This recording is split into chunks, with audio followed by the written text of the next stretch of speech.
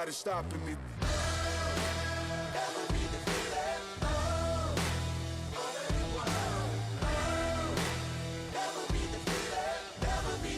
Ain't nobody stopping me.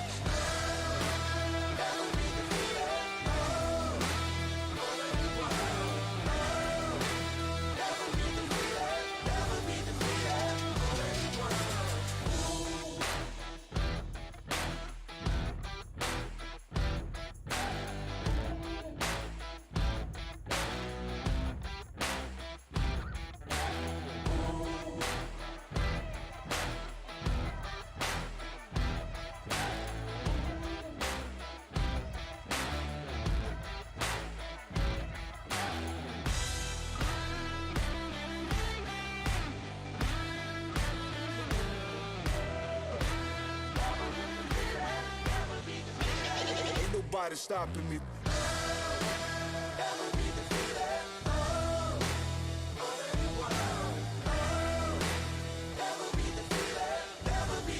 Ain't nobody stopping me.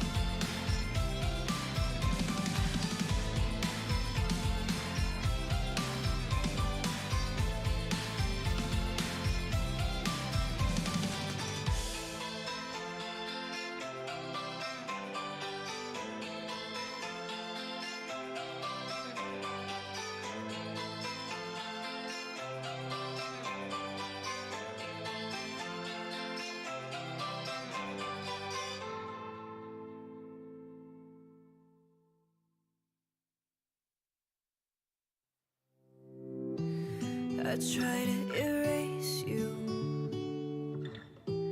but you're written in ink.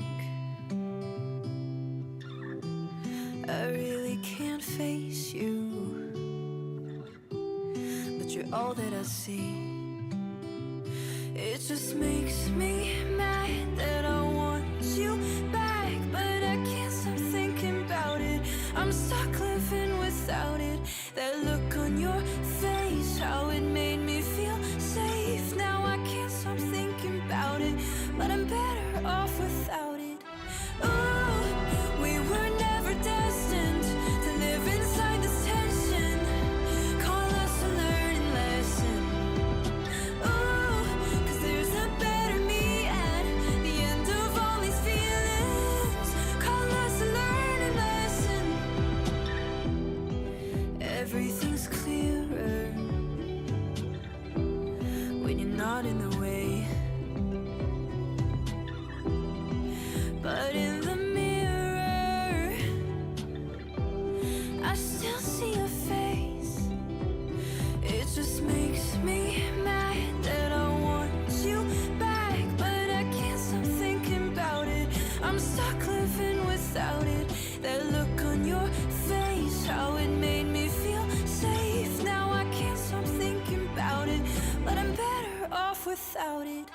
Ooh, we were never destined to live inside this tension. Call us a learning lesson. Ooh, 'cause there's a better me at the end of all these feelings. Call us a learning lesson. I'm trying, I'm finding, I think I'll be alright. Just give me time. I'm trying, I'm finding, I think I'll be alright. Just give me time. I'm trying, I'm finding, I think I'll be alright. Just give me time. I'm trying, I'm finding, I think I'll be alright. Just give me time. Ooh, we were never destined to live inside this tension. Call us a learning lesson. Ooh, 'cause there's a better me at the end of all these feelings. Call us a learning lesson.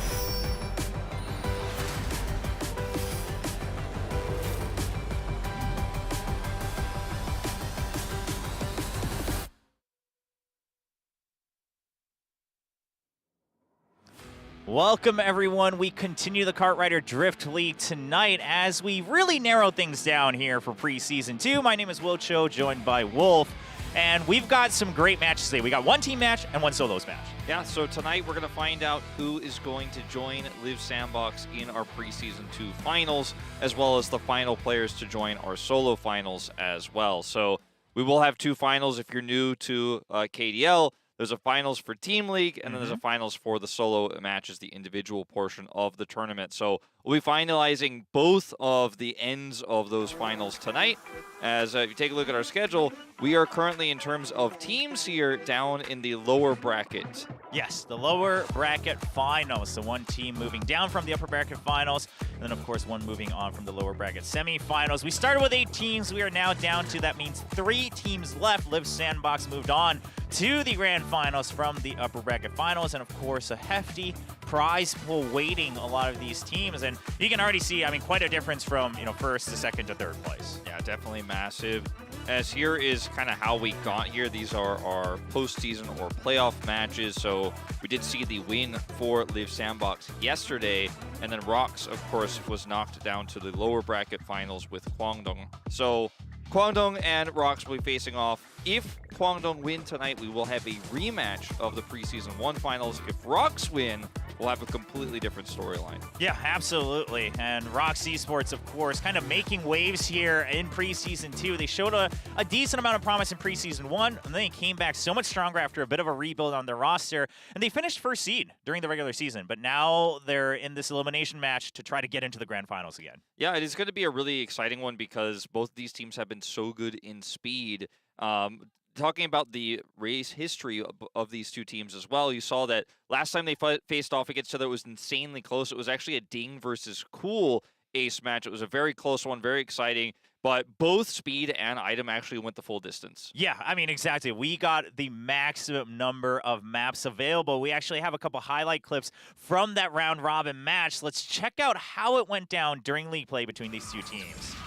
The dominant start here for KWANGDONGFREECS looked like, okay, as we expected, you know, when we were this early in the season, we're like, oh yeah, KWANGDONG is probably going to dominate here, even though ROX looked much improved, but it did end up going very back and forth. The early games of these speed tracks, though, very much KWANGDONG dominated. Yeah, and we just saw, I mean, earlier on New York Tour and then here on Zigzag Timberland as well, just the sweeping coming in from SUNGBIN actually provided to be too much for ROX to deal with on a couple of these tracks. And then KWANGDONGFREECS, they always had these two members in the 1-2 spot to begin a lot of these tracks. Sure, later on you got a little bit of contention, but it came down to that, and then it went down to the ace match, right? After a full 5 tracks on item mode.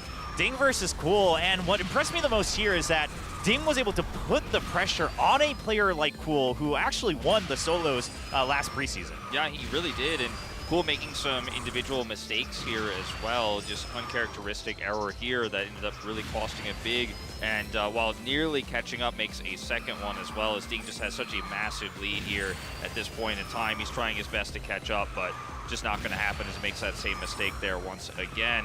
But also interesting that it was Ding and not JJONG who came out. JJONG has been the ROX Tigers ace player. He is their speed ace, but they chose Ding and he was able to take it. We'll see if that ends up happening again. With how close they played last time, I'd say there's a good chance. Yeah, I mean, we can see on the charts, there is clearly a reason that they're putting out Ding as this ace racer. I mean, he's the only one with an average rank below 3rd place, right? So that means he's guaranteed to always get a podium finish, basically, in these team speed matches. Now, World's not far behind, and what's interesting is actually only 1 player each from ROX and KDF in the top 10. However, overall team average, KWANGDONGFREECS is still averaging right below 4, whereas Seongnam ROX is a little bit behind that. Yeah, you could see a lot of these teams have really been a little bit more on the side of like middle of the pack finishes and actually getting those points through 2 to 5.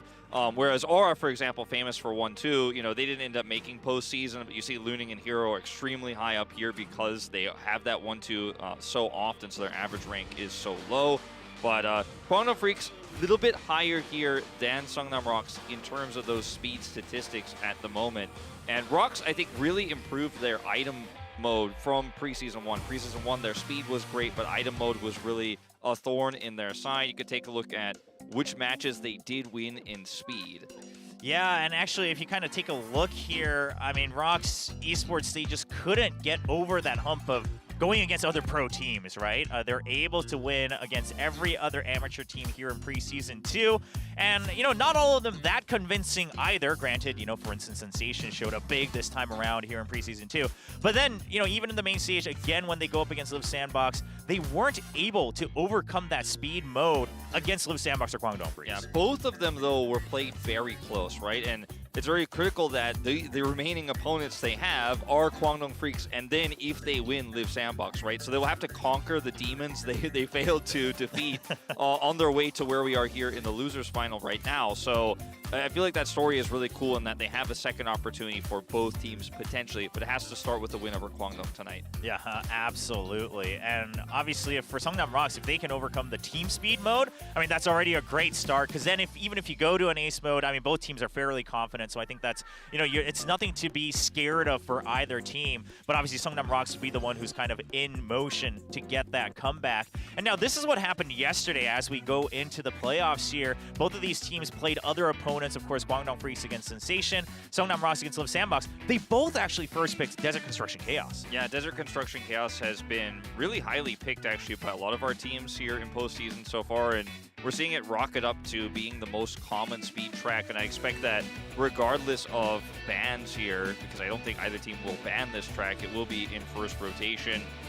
Weirdly, I guess if you have pick priority, maybe you don't pick it because you know your opponent is likely going to pick it. So because they both love it so much, we'll have to see how that goes out. But I think that before those bans come through, I think this will definitely be locked in. Yeah, I mean, it's an interesting one just because this track, there's, as the name implies, there's actually just so much chaos waiting to happen in that construction area and the scaffolding towards the later part of the track. And even the greatest teams, right, as you're going through these 90-degree turns, I mean, it's literally about, okay, who's ahead, and then do I take the risk to try to overtake or not? Are they going to stop? There's a lot of things in play. So, like you said, there's definitely some mind games to be played here in the draft. Yeah, perfect win for Kwangdong as well on theirs. As for item mode, neither team was able to take a single round, a single track here. Notice the tracks also, it's a bit of an overlap here in terms of Pharaoh's Pass and Mine Magma Cavern, the tracks that were played. So both teams really struggling here. So I think speed mode is going to be so critical. If you can win speed mode, you know, worst case scenario, you have that ace match in your back pocket, that if you are able to win that, you'll advance to the finals. As item mode, I mean, it really could go either way tonight for both of these teams. And I feel like it wasn't that neither of these teams are good at item mode, it's just that their opponents were actually much stronger on the day. Yeah, I would absolutely agree. And I think that's something that we can take away. Obviously, they're now eliminated, but Sensation actually showed up big in item mode this preseason too. And that's the interesting thing about this matchup. I mean, both of them, if you had them choose, they would both want to choose speed mode as their strong suit. Item mode, like you said, Wolf, they're not bad, but they're also not that confident in that mode.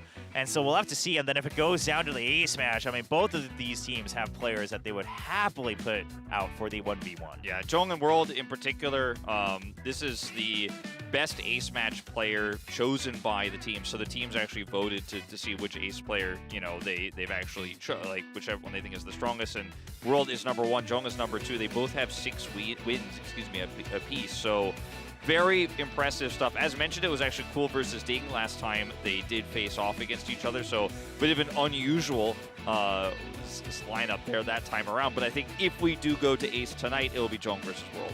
Yeah, I think that's very likely. And I gotta imagine the only reason JJONG was perhaps voted number 2 is because he wasn't actually submitted as that ace racer that much here in preseason 2. Ding given that chance a lot more and actually proving his weight absolutely. Whereas World has consistently been the go-to choice, and then some days, some tracks, we saw Kwangdong Freaks putting out a couple other players. Yeah, I mean, notice some of the players as well beaten by World. Insu twice, HoJun, NEAL. You know, I mean, World's records in ace matches are arguably more impressive, and this is, of course, across both preseasons.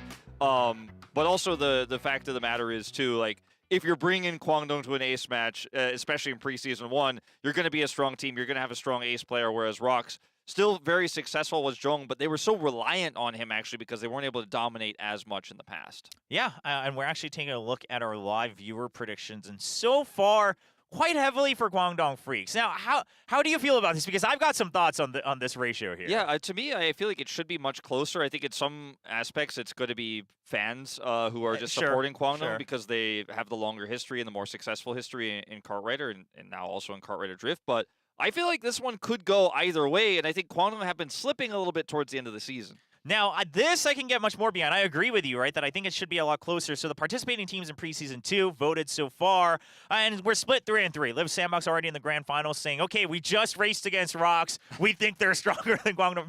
Maybe rubbing a little salt against KWANGDONG as well. But what I'm interested in is these three teams are predicting it's going to be an ace match win if ROX gets there. However, a lot of teams saying if KWANGDONG win, it could be a clean 2-0.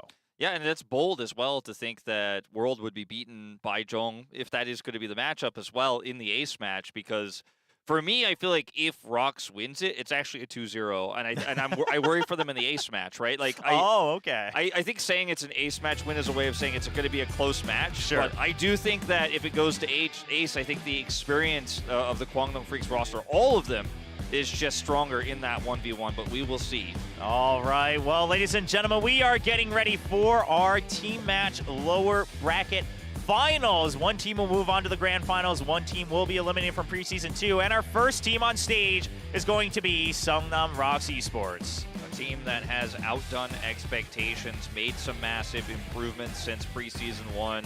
And like Aura in Preseason 1, they're now the underdogs to potentially make it to the finals here in this losers bracket finals. And, you know, Ox wasn't able to do it last time around, or Aura, excuse me, wasn't able to do it last time around. KWANGDONG Freaks, this is going to be a very big test for them as they are in the lower bracket here. I think a lot of people are surprised because they're the defending champions, but they've got the chance to get that back-to-back title. It starts here tonight. Yeah, what a way that would be for them to start their KDL career, right? In Kartrider Drift, Kartrider comes out with a new game. You win the first preseason. You even have Cool winning the solo matches as well. And then in Preseason 2, if you can win back-to-back, that just puts such a high reputation on you as you get ready for the regular season. However, a lot of the consensus is they haven't looked as dominant as Preseason 1. They really haven't, and it's just small things, right? And in an extremely competitive league, especially as we move into Preseason 2 where it's more competitive, small errors and, you know, bad condition on the day, bad form on the day matters a lot, especially in postseason. As here are the stats here for ROX. To mention the stats for Ding, he is #1 in average speed rank. He's first place here, and that is carrying a lot of the weight. If you look at the rest of his squad here, down in 24th, 21st here, Duzzi and Spell. So it's really been him and JJONG who have been able to carry this team in speed. Yeah, and I think something we want to touch upon as we continue to look at these stats is this probably means you don't have to worry about Ding so much, but you do have to worry about that middle of the pack. And of course, Seongnam ROX just saying, all right, please focus, right? Get ready for this match. Just a nice little short message over to their opponents. But I think it's them that needs to focus, right? Ding's always been able to get into that first, you know, or at least second place. But the rest of your team has to get ready for that 2, 3, 4, 5. Yeah, the other thing too is that these starts for KWANGDONG are so fantastic, and I think that's what puts KWANGDONG and Liv Sandbox ahead of other teams in speed in particular. And also Aura, I think, actually is on this list even though they're not in preseason. Their starts are fantastic, and then you have to battle your way through. So Ding, his starts often stronger than the rest of his team, but he's going to be fighting against Spear. Oftentimes SUNGBIN, who's sweeping, has been fantastic this season. So you do have to worry about ROX depending on how these first few tracks go. We meet again. All right, and it's the last match. Let's play without regrets. I mean, surely both teams looking to play their hearts out. After this, the preseasons will wrap up, and we'll all have to get ready for the regular season. And sure, that's where it's really going to start counting towards your careers. However, you want to get ready for it with a start, you know, kind of a nice little applause on your back, right? And say, okay, we showed our best. We're getting ready. We are one of the strongest teams going to regular season. Now, of course, in the playoffs, we do the track draft live on stage. Let's take a look at what the first pick is going to be here from Seongnam ROX. So there's some mind games here in Desert Construction Chaos because if you first pick it here, then you don't actually get a prio pick. So you're like, okay, well, if I don't pick it, then you're probably going to have to pick it here. Neither of us are going to ban it. So even though the expectation is since they both drafted it last time, it's not going to get picked here, actually. And ROX are going to go for Mine 3 shortcuts, which they actually have a perfect win rate on thus far this season. Yeah, I like it. I agree with exactly what you said. I mean, maybe even leave Construction Chaos for that. Okay, KWANGDONG, I was going to say leave it for round 7, but KWANGDONG says, no, we're just that confident. Of course, yesterday against Sensation, they finished 1, 2, 3, 4 with a perfect win. I guess they're just, you know, they have that 100% win rate saying, okay, we want to tie things up 1-1 right away. Should we lose round 1? Yeah. See what these bans are going to be. We did see Terracotta Twister get picked up. A lot of teams not liking that this season. I think it's just been a really tough one. It's kind of weeded out some of our weaker teams versus the stronger teams. I think the stronger teams really love playing on it. So would not be surprised to see that one potentially banned here by ROX because it's a really tough one to catch up on if you fall behind in the, I say early game, but I really mean the first lap and the first half of the first lap is so strong for KWANGDONGFREECS.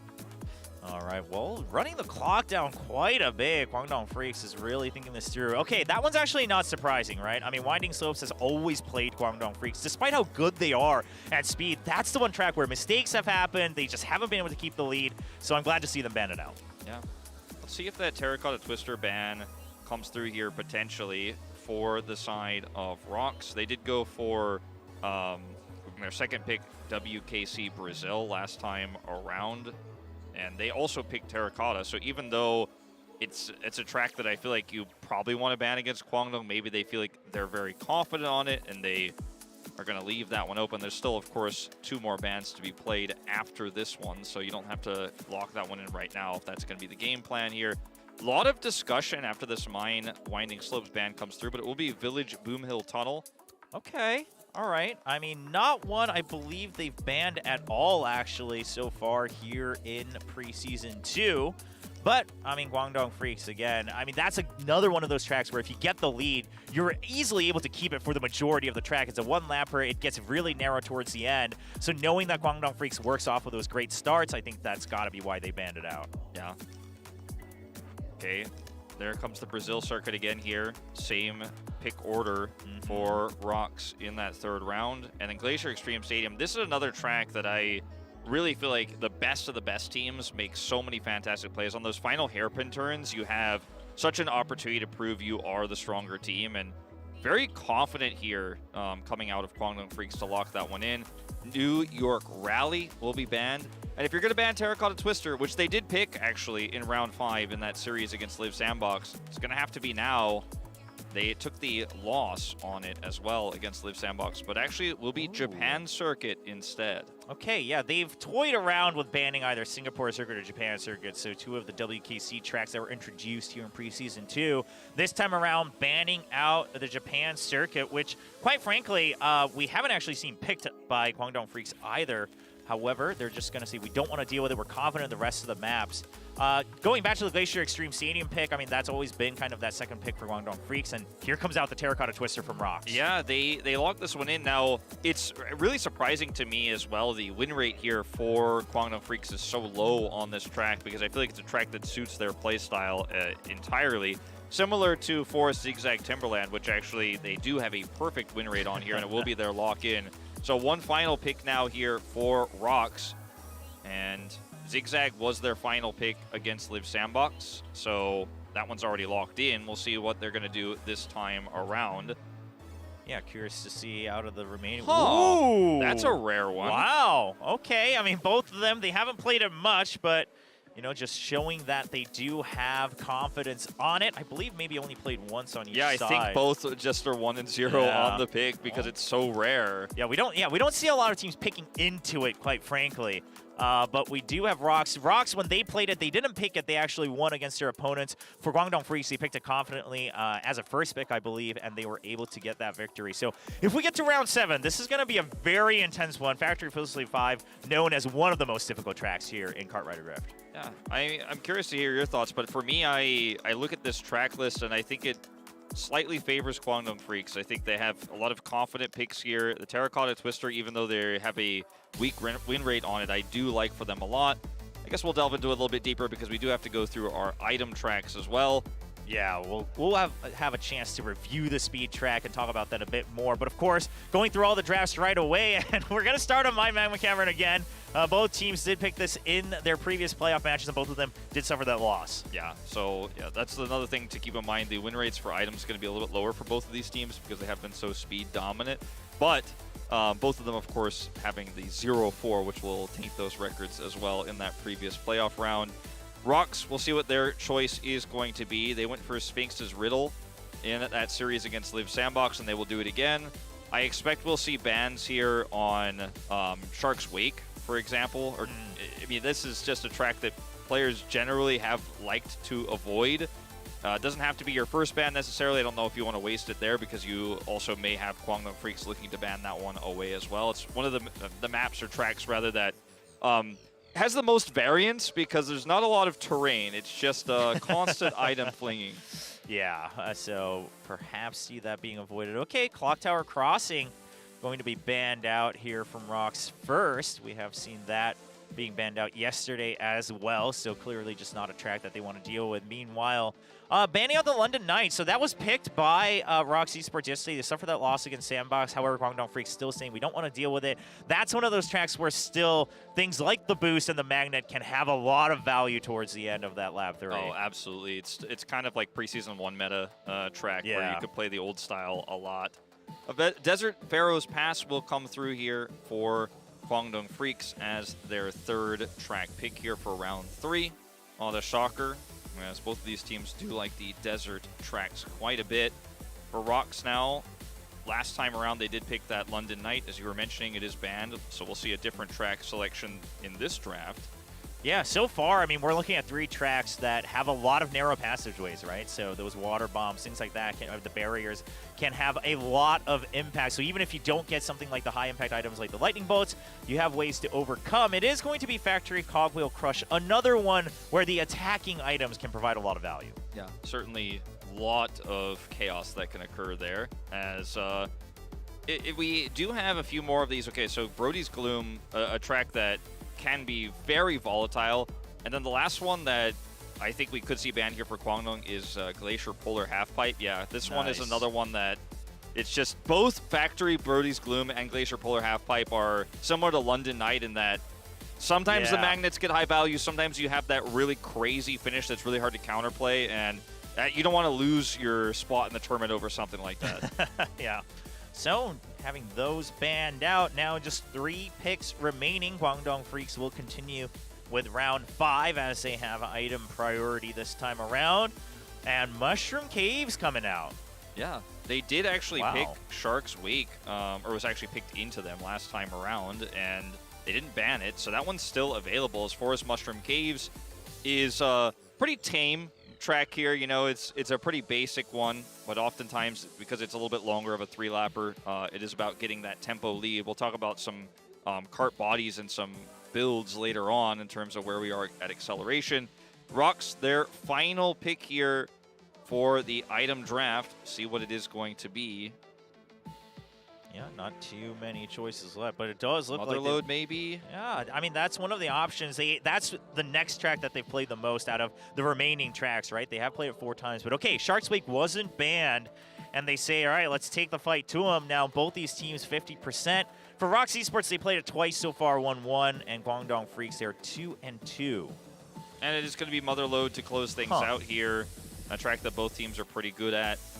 The Shark's Wake, interesting because it was picked by Sensation. They didn't have to play it because they beat Kwangdong 4-0 in item. So I am curious to see where the headspace is at here for Kwangdong Freaks moving into that Shark's Wake track. I wouldn't say as much as I would say on the previous track list, which I do think favors Kwangdong, that this item track list favors either team very strongly, whereas for speed, we'll take a look at this one. I really like this list here. Desert Construction Chaos, fantastic performance for Kwangdong Freaks. Glacier Extreme Stadium, I think the clutch plays that we've seen from this roster on this track so many times are really, really strong. And then Terracotta Twister, I think you really have to have a strong start on that track, and Kwangdong Freaks has been arguably, in my mind, the best at starts here off the gates. Yeah, I don't know if I completely quite agree. I definitely see where you're coming from. I think for me, I'm keeping my eye on that track you just mentioned, Terracotta Twister, because if Kwangdong Freaks can get that super start that they often do, and they're so far ahead, sure, absolutely, they can even get the 1-2 finish. However, if it's relatively close, this is another track where Kwangdong Freaks, they've kind of stumbled in the indoor area. Some of them have dropped off on the map before, things like that. So if the middle of the pack rocks, they've improved enough where they can just apply enough pressure from behind, I think we easily go to a round 7. Yeah, I think it definitely could happen.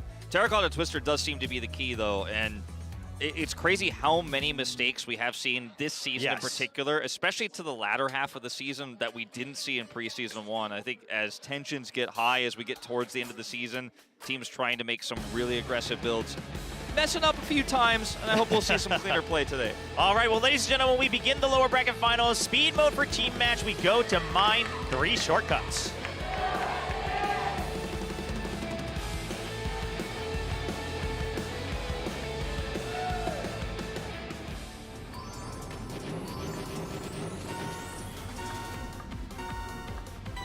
And they are off. We'll take a look if ROX can take the lead first with their track pick, or if KWANGDONGFREECS will continue. Now, they don't have as strong of a start because Ding holding on to that first place right away. As he does, Ding is the guy who's going to be super powerful if he can hold on to this first place lead. It buys so many points for his squad here. Is going to have to contest with Cool up in the front lines right now, who's actually looking for some very aggressive hitters. As Spell, they're going to take the brunt of that. Just a nice little block. Now, Spell has been putting on good pressure, and that actually opened up Duzzi to be able to join Ding up front. So, KWANGDONGFREECS not in their usual position of having a clear 1-2. However, this is a 3-lapper. A lot of things can still happen. We can see on the minimap, however, World is so far behind that we might start looking at Seongnam ROX and saying they're thinking, okay, 8th place is locked in for KWANGDONGFREECS. Yeah, I think for KWANGDONGFREECS, you're really feeling like the 1-2 win condition is going to be your best bet here, as there's still a lot of race left to play as we move into the second lap here. Cool. Let's see how defensively he can block Ding, because the numbers game is definitely not in their favor right now. He's actually created a nice gap here for Spear, but he himself is going to have to make sure he doesn't get past, because 1-2 still that best win condition with World. Look how far behind he is, even of Spell. Yeah, I mean, right now, 3, 4, 5, 6. So all pressure on Cool, like you mentioned, Wolf. Sure, Spear, you put Spear in first position, but there's 4 members of ROX right behind you, and Ding is starting to put the pressure on. I love that Ding waited until lap 3 to start doing this. Yeah, and this is where the most critical lap is, right? Ding has the ability to use some of that Team Nitro also to pass it. This is looking pretty good as well. Spear! Ding loses all speed, and Spear just completely knocks him out. Now still the 2, 3, 4 for Seongnam ROX. Can they keep it together? No, they're actually going to boost forward. JJONG and Spell will overtake, so despite pushing Ding to 8th place, it is going to be Seongnam ROX taking track 1. That was such a weird gambit, but I really liked it. It didn't work out. Seongnam ROX will take the win with that huge deficit, but Spear decided he was going to sacrifice himself to actually not only assassinate Ding, essentially, and push him back to 8th so that they would lose a ton of that momentum and points. He was also hoping to get a bunch of disruption there so they would actually just barely win, but it came at the cost of all momentum, all control, and then they just used their nitros and pass. So Spear has done crazy plays like this in the past that have worked out, and I love his sweeping. I love his defensive setups, but this one, unfortunately, wasn't going to be successful. And I think things looked pretty doomed when they were starting to lose control of the 1-2. You got to try something risky, but I love to see the try. Yeah. But ROX will take the win. Yeah, I mean, you can't blame him, right? Like you said, if you're already losing the 1-2 and that was your only win condition, you have to now play aggressive. And Spear's been that gambit player. He's been that wild card, kind of flying off the wall here for KWANGDONGFREECS. SUNGBIN usually the more kind of consistent sweeper on that team.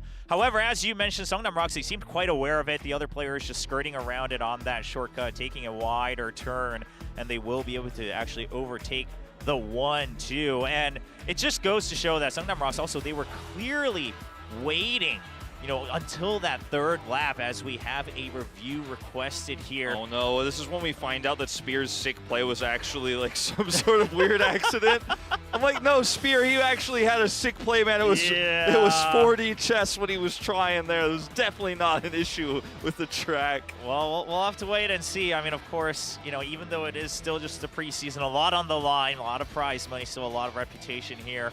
Single elimination in the playoffs, so going through this review, we'll see if it can be quickly resolved. Yeah. But yeah, going back to it, I mean, Seongnam ROX, I will say, in their position, waiting, Ding not putting the pressure on until that 3rd lap, right? So just kind of keeping them at bay and saying, okay, give first place, we can take 2, 3, 4. Yeah, that was actually really cool to see. Just knowing the timing of that and not trying to use their resources early, but still challenging the entire way. That's the kind of stuff that comes from a team that actually has a ton of experience, and they really have proven that they are a top contender here, especially in preseason 2, right? In preseason 1, we knew the speed was good, the item needed a lot of work, but I would say that while they did improve their item, they've doubly improved their speed. I mean, they are up there now with the top teams, Live Sandbox, ROX, Aura. in terms of that. Sensation as well, which I think deserves a nice mention. I think their item mode was what got them to postseason more than anything else, but we will let you guys know as soon as we have an update on what the review is here, as we're getting close to checking it out ourselves on our screens. Yeah, it does look like they are going to be reviewing that segment, but we'll wait until the official notice here. Obviously, we're not quite sure exactly what the request was for either, so we'll await the decision here from the admin team. Meanwhile, we will just have to wait for those who are just joining right now. We just barely finished round 1, the first track of speed mode in this team match lower bracket finals.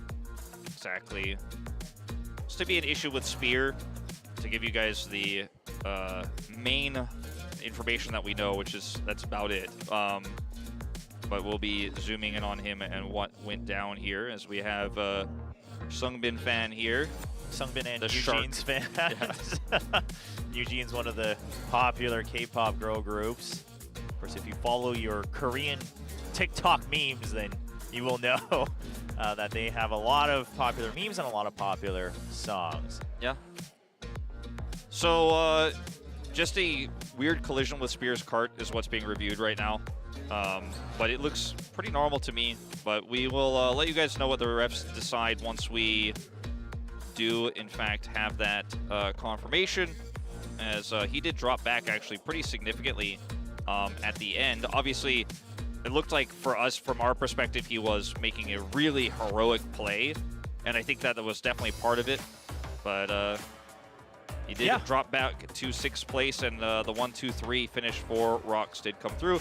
ROX seemed like they're taking the pause pretty positively here. I think they're pretty confident that they won the track, and also it's early on in the series, so you're not feeling the fatigue of, okay, we're going to 7. You know, it's getting deep into the series. It's still early days here. Well, that was also the thing on the camera, right? So he's probably like, you know what? I wouldn't mind going again, so I can get first place. I got knocked all the way down to 8th place. But of course, we'll have to wait for the decision. But like, I'm glad you mentioned that it's also just that first round. So all the players saying, all right, you know what? Let's clear things up. Let's make sure that we're playing, you know, as fair of a race as we possibly can manage here. Of course, you know, regardless of what the cause was, what we did see during the live race was that Ding took the brunt of it. I mean, he couldn't recover. He actually dropped into the lava, had to reset, and so eventually it was up to his teammates who had to get back into the race. And we are awaiting an update. It does look like an update will be coming up soon here. Yeah, it definitely does. We have eyes on the lobby, and the review process seems to be complete. Yeah, just waiting for the official update. We'll wait until complete confirmation. We're getting some updates on our end, but we want to make sure that it's all finalized and that the players are, of course, all aware of what's happening before we're able to share with you guys. So. Yeah, the referee is going to finalize the decision and give it to the 2 teams in just a moment. Yeah, the referee does have a lot of people they need to tell, right? Yeah. They got to tell the players, the teams, the coaches, us, the Korean casters, and the production. So we'll have to wait for that. Yeah. The issue in question is a bounce, basically, of Spear's cart body off of a airborne, like he landed on a bump at a weird angle. And so that seems to be the review in question. And the review process seems to be done, so I think we're in the notification process now of telling the teams what the decision is, and or the deciding process. Then once that is finalized, then the teams will be told, and then we will be told, and then you guys will be told. That's that's the chain of command here. Yeah, we're not at the top either. We are waiting for updates, but it does look like a lot of the players are trying to warm themselves back up. So it looks like no matter what the decision was, the match we will return to the match itself. Of course, a lot of fans here. I mean, a lot of KWANGDONG fans, they want to see them return again, continue that rivalry with Live Sandbox, despite not having looked as strong here in Preseason 2. Meanwhile, I mean, if you're a Seongnam ROX fan, how long you've waited for this moment to try to get to the Grand Finals and re-challenge Live Sandbox? No, exactly. This is such a really huge moment for the org. I think an org that is so storied across multiple esports, but has really... It's been a while since they've left their mark and gone to a big major finals like this, so would love to see them be able to do it if they are able to succeed, we have a lot of racing left to happen before we can have that discussion. But a great start here, even if this is replayed. I think the way that we saw them handle that first track was fantastic. So looks like the teams are in the process of being notified just based on what I'm seeing on camera here. They're looking at somebody who's telling them things. Yeah, they're all that person is probably the referee. All awaiting that confirmation. Now, I will say, you know, even if we were to go back, in terms of game plan, it did look like Seongnam ROX had a much clearer game plan. So unless KWANGDONGFREECS was able to get, like, you know, 3 players or 4 players, all of them up front, it looked like it was going to be tough. Of course, there was that earlier crash right on, like, track 1 or 2 that sent, you know, 2 of the players all the way back, including World. So, yes, that was rough for KWANGDONGFREECS. However, overall, I mean, it was just very clear. Seongnam ROX is like, okay, we have the win in the bag until lap 3. Like, we don't have to worry about it until lap 3. So even if we were to go back, if you're a Seongnam ROX fan, I think the game plan absolutely. We could see why they picked it. I guess I should say. Yeah, that makes a lot of sense. And we don't know why World dropped back so deep, because we didn't actually get a real replay of it. But it looked like he just fell behind early and then tried to make an aggressive play and maybe had an awkward collision. But him being so far back was actually a huge problem. So, from my understanding, this all happened with KWANGDONGFREECS requesting a review, and now that the review process of the replay itself is happening, now ROX would like to review what is being discussed, because it looks like until this moment they didn't really know. So now I think they're reviewing the footage to see, to get their take on it. So it looks like it's going to take a little bit longer, guys, but I did see, you can see on the players' monitors, the Mine 3 shortcuts track was loaded up. So if that's a hint, I guess it seems likely that we are going to replay, but it's not officially decided until ROX will review. So bear with us a little bit longer. I liked the game plan. I liked the clutch plays we saw. I think Spear, I think there was some intent in what he was trying to do there as well. You know, there was a bit of a unusual circumstance that happened, let's say, but either way, it was a great first track, and I'm sure it'll be great again. I love the way you put it as soon as the match ended. Regardless of how intended it was or not, quite frankly, that was their best win condition. yeah, no, I mean, that state of the race. Yeah, exactly. And actually, like, kind of, you know, I use terms from other games as well, because Kart Rider is a racing game, right? Obviously, Kart Rider Drift follows that, but the assassination, like, is what it really looked like, because he just completely not only pulled Ding back to 8th to disrupt that amount of points that ROX had, but also was able to actually maybe then set up for some of those KWANGDONGFREECS players to actually pass in those final 500 meters. Ultimately, it didn't work. And ultimately, as we know now, might not have been 100% intentional, but it did seem like a cool plan at the time, and it definitely almost was what they needed. Yeah, so we will just wait. For anyone wondering, we actually have an additional factor because the review was taking some time. One of the players has gone to the bathroom, so that is, of course, very, very important. Unless we're continuing the matches right away. So we'll have to wait on both ends. But as you mentioned earlier, Wolf, of course, if a review request comes through, the other team has a chance to counter-review it as well, because otherwise it wouldn't be fair. You would always just get your own way. So we will just wait for final confirmation and a decision. Yeah, it's both. Usually these replays aren't shown to both teams initially, because then it just becomes, it can become like a shouting match of like, no, actually I'm right. So usually the referee independently will do their own investigation first, and then the team that doesn't have the information, the team that didn't request the review, will get a chance to review it. Looks like headsets slowly getting put back on here. I don't know who went to the restroom, but it is officially going to be replayed. We just got the update. All right, yeah, officially a replay set back to square one, 0-0 scoreline, just waiting on all the players to get ready. Of course, as we mentioned earlier, one of the players did ask to go to the restroom during this review, which I think is all fair and square. So once everyone is reset up, we will be ready to go. Yep, Feliz from the ROX coaching staff.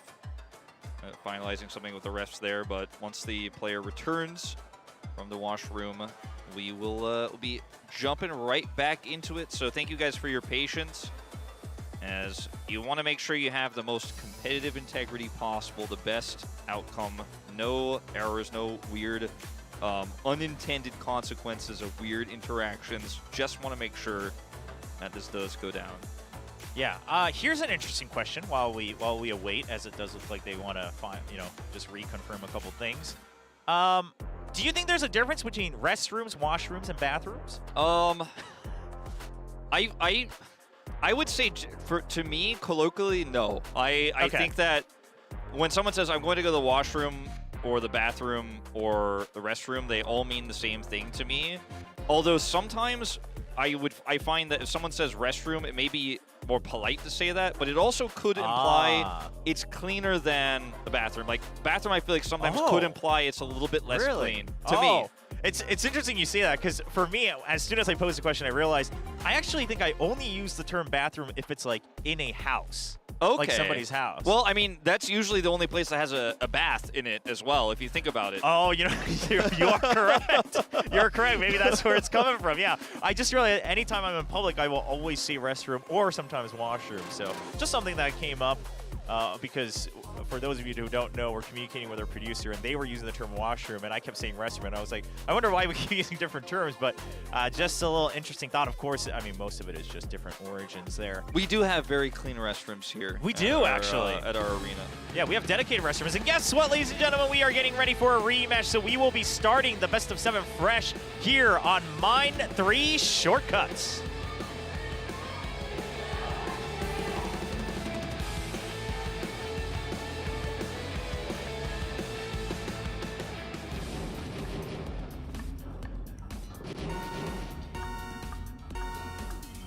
Well, welcome back in time. It's as if nothing happened. Seongnam ROX versus KWANGDONGFREECS. Lower bracket finals, score 0-0. Ding once again in the lead. Cool and World at the back. So not fully deja vu, but the start here is similar. ROX once again having that key start here, but it's not quite the same deficit that they had last time. KWANGDONGFREECS, a much more competitive one here. Spell. Oh, yeah. I mean, lots of collisions again. I mean, that corner right there, last time too, in the first and second lap, it's providing a lot of pressure, a lot of players, it looks like, wanting to apply that pressure. Once again, World is far, far behind. He is not in draft range yet to try to catch back up to the rest of the pack. Now, at least this time, Cool's top 6, so it's not like a double whammy like they had last time around. Still competitive here. They don't absolutely need the 1-2, but right now it's 1-3-4, excuse me, for ROX. They are massively in the lead here.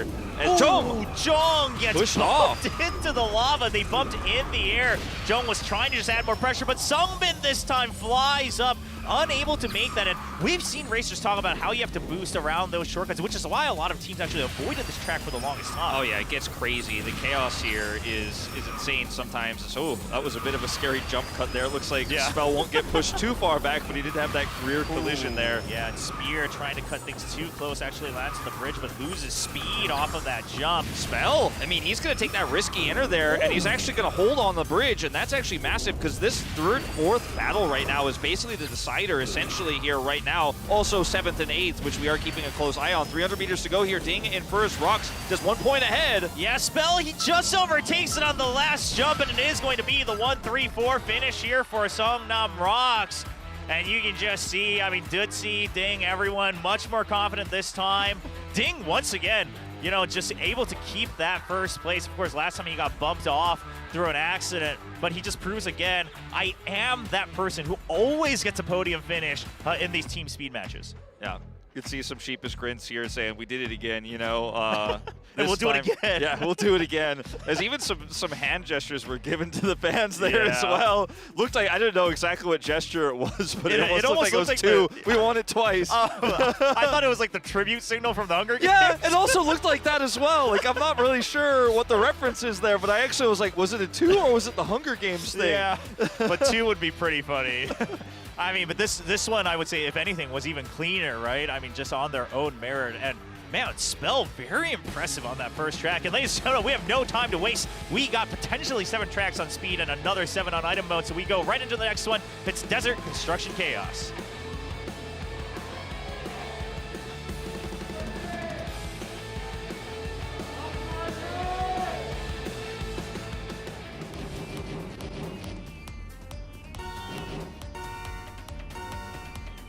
Off we go. Seongnam ROX winning the rematch. And Ding once again here on our second round with a fantastic start. But World even better, his best of the 3 we've seen so far. Yeah, and here's the thing is that when they played yesterday for KWANGDONGFREECS, they got that 1-2-3-4 finish. It was World finishing in first, but man, that time they didn't have Ding always messing things up in the top 4. Duzzi slowing down just a bit to maintain his boost and also trying to just block a little bit, do a little bit of sweeping. Yeah, Ding, #1 in terms of speed finishes for those who weren't here for our little pre-show segment for these 2 teams. Spell, wow, he has just recovered from these collisions. It feels like they're trying to assassinate him or push him into the wall or just create chaos for him, and he just isn't going to be staggered by it. He's just going to actually walk it off every time. Now, Duzzi and Cool here in the back of the race. Very close battle between those as well. And Ding and SUNGBIN as well. You could see there were some mind games going on through those 90-degree turns, but Ding able to still recover, maintain his boost. Now, SUNGBIN does have double team boost. He's going to try to overtake here off of the jump, and he will successfully do so, but of course, everyone bunching up again as we enter lap 2. Right now, JJONG and Duzzi very far behind, and the 1-2 is still a proper win condition here for KWANGDONGFREECS in our final lap right now, but we're going to have to see how good the defensive play is going to be here for World as they're moving to the part of the track here, the first third, where it's easy to pass. But man, Spear, he's doing such a great job. This is what he's fantastic at. Yeah, and right now, SUNGBIN's able to just constantly stack up these team boosts. It's going to be so hard to try to overtake him. And you can see Seongnam ROX, they're desperately trying to fill as many team boosts as they can. They finally get a double, but now we're entering the construction area where you can't quite boost to your will. Yeah, this is really hard. This is why it's called construction chaos, excuse me, as Spell trying to push in the first place here. This would actually really shift things up here, but it's really Ding and JJONG at the back. That's the big problem for ROX. And they do not have a 1-2 setup unless SUNGBIN makes a mistake. Yeah, Spell maintained his boost trying to overtake it. SUNGBIN just correctly stopped blocking him and completely in the way. Now double team boost for both players, but Spell overtakes. He bumps against the wall to try to find a better angle. He actually cuts a bit too much on that final jump. However, can they get enough points? No, it's going to be the 4-5-6 held by KWANGDONGFREECS. And now we are tied 1-1 in this best of 7. Yeah, it looked like what Spell wanted to do there was actually hit SUNGBIN either before the jump or in midair so that maybe they could get the 1-2 there because the gap was pretty high between them and World. But ultimately, those 7th and 8th place finishes really did ROX in. So Seongnam ROX will drop this second track, and Construction Chaos continues to be such a dominant track here for KWANGDONGFREECS. Not the perfect 1-2-3-4 this time around, but they will tie us up. Yeah, I mean, that puts them at 5-0 this preseason 2 on Construction Chaos. On a map like that, on a track like that, that is very impressive. That's something that if they did move on into the grand finals, they can really use to their advantage in the map draft. And that, of course, ties them up 1-1 as well. We're looking at the second lap here, the latter part where KWANGDONGFREECS Cool actually battling both Ding and JJONG for a little bit here. Oh, wow, yeah, he actually set up multiple collisions there and really helped. Wow. Yeah, just pressure. Oh, wow, that's all you could say. Yeah, he blocks them the first time, and then they're pressured to consistently try to keep their speed going to the 90-degree turns. And he just says, I'll just watch you make your own mistakes, and is able to overtake them once again. Cool has just been such a consistent player here, William. I mean, in both individuals as well as Team League. Absolutely. Well, now who's going to take the lead as we go to track 3? It's WKC Brazil Circuit.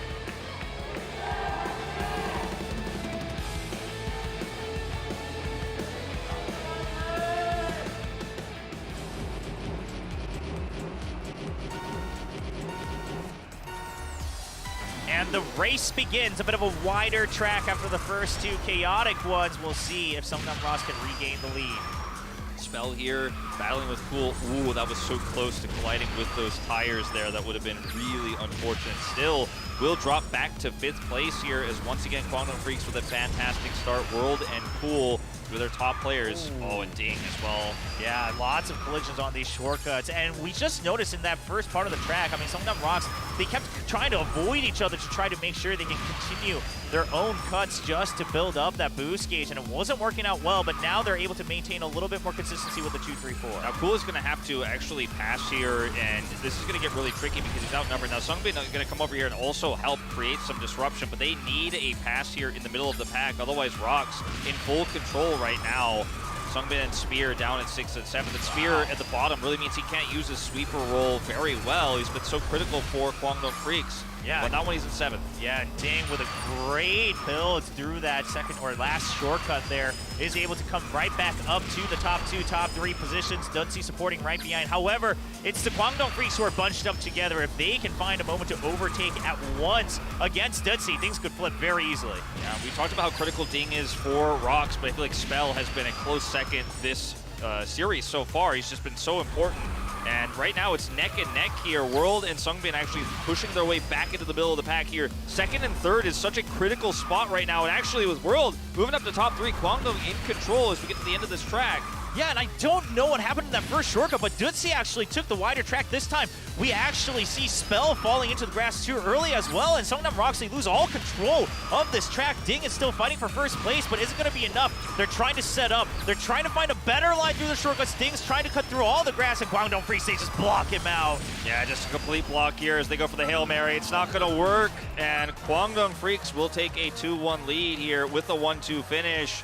And yeah, things got really chaotic there on the track pick of Seongnam ROX. I mean, they actually had this one in their hands, and then one big push from SUNGBIN, and then they were all off on the grass. They couldn't actually build boost there. They were really just falling apart at the seams, and looked like KWANGDONGFREECS' defense was much stronger there. And even though that final push did end up getting them 3-4-5, it's the 1-2 finish that does KWANGDONG move to 2-1. Yeah, I mean, Seongnam ROX, it definitely looked like they had that idea that, okay, in that last shortcut, we can still find this build where we all cut across the grass if we just keep our boost gauges filled up.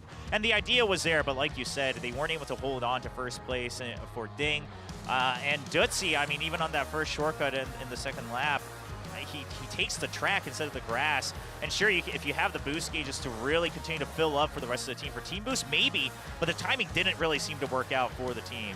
Now we're moving to Glacier Extreme Stadium, which I think is, once again, a fantastic track for KWANGDONGFREECS here. And then it's that Terracotta Twister. So we're really heating up here, and things could end very quickly in speed if they can't bounce back. Absolutely, 2-1 lead for KWANGDONGFREECS. Let's see if they can get to set point as we go to Glacier Extreme Stadium.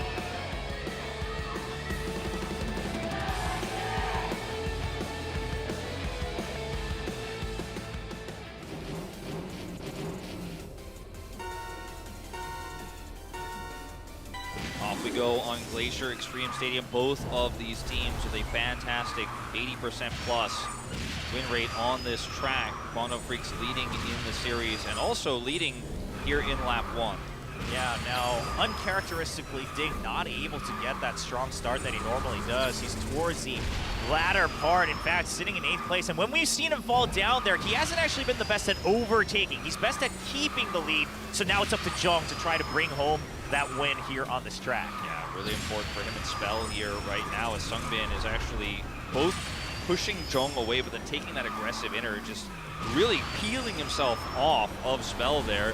Spell will retake 2nd place as we go into our first set of hairpin turns here. This is where you separate the top teams from the bottom teams on this track, and both of these teams are, of course, in our lower bracket finals. They're both fantastic. It's not going to make a huge impact on this first lap, but it will probably be the deciding factor of the second. Yeah, we did see Duzzi try to basically bump Spear off on that last jump, but Spear able to just maintain his momentum. He lands safely, and that actually pushes Duzzi all the way back down to 8th place, now battling World. Meanwhile, at the front, it's just Spell alone. Ding is a little bit ways behind, but the draft coming up. Spell now overtaking first as well. Yeah, ROX here starting to actually get into a good spot here if they can maintain this, especially with World dropping back massively again in 8th place, just not able to catch up, taking some risky builds and getting punished for it.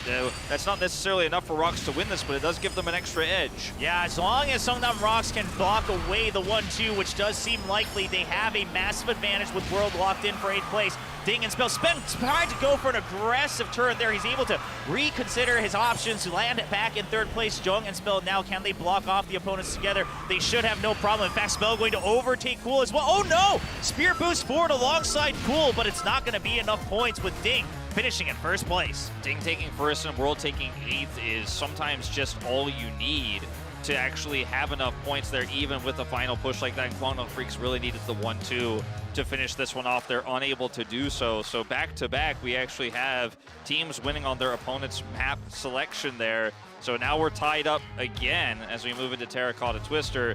Crazy how close this series has been so far. Not only in, obviously, our overall score being 2-2, but also how close each of these tracks has looked. Yes. Yeah, I mean, we haven't had any clear wins yet in the first 4 tracks. And, you know, Wolf, as we suspected, it might really come down to Terracotta Twister. Whoever wins this might be able to carry the momentum forward, as this one, I mean, it does favor both of them in terms of their styles. Yeah, it really does. I think it's also very difficult to catch up on this track oftentimes, but you know, we've seen teams fail trying to do so, taking really risky inners or trying to take aggressive builds and falling off the track, and a mistake like that can cost you everything. Just ask World, you know, he's had a rough one so far this series. Yeah, he hasn't been able to recover. Let's see if he can get a better start this time as we go to round 5 on World Tour Terracotta Twister.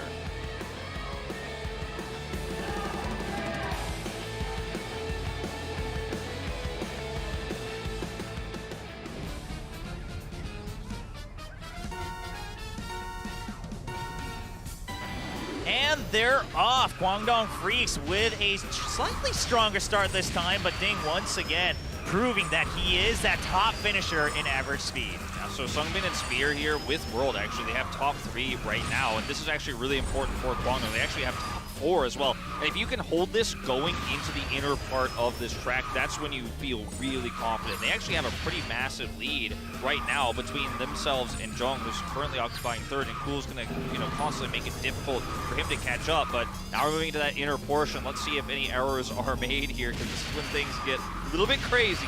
Yeah, Duzzi losing a lot of speed, just trying to put pressure on the Cool, but we actually see Spear, who does fall off the track. Meanwhile, JJONG barely able to recover off of that bump, and this puts SUNGBIN all the way in 1st place. However, it actually puts the rest of Seongnam ROX into the 2, 3, 4 positions. Yeah, I mean, Cool really lost a ton of momentum trying to sweep there, and his sweeping was completely unsuccessful. I mean, I get the idea, it's absolutely what you want to be doing, but he just completely whiffs it, and he loses all momentum, and now 2, 3, 4, 5, and ROX in a fantastic position here, and SUNGBIN, he's the only one here pulling up the points for KWANGDONGFREECS right now. Oh, not even. Ding overtakes him as the pack of Seongnam ROX run at him like a pack of wolves, drafting off of each other, and they're able to keep the momentum. Spear is recovering very well. He's coming back, but he's only able to put pressure on Dispel, and SUNGBIN's not even able to hold 1st. Meanwhile, another collision in the back pretty much locks up Spear all the way back down to 7th place, and now Duzzi, he's fallen behind as well. Duzzi needs to actually get into 2nd here. They need the 1-2 now. That was crazy with that pileup. Just ruined everything that ROX had here in this final lap. Now there's just no passing anymore. Yeah, Spell, he does have a chance. Maybe this team boost is going to be enough. No, it's not going to get him into draft range. And it does look like SUNGBIN maybe even able to just get the 2, 3, 4. Spell, if he can hold on to 4th place, it should be enough. He's actually going to... What? He gets the second as well? How does that even happen? I mean, he didn't even need to, quite frankly, because of the later standings.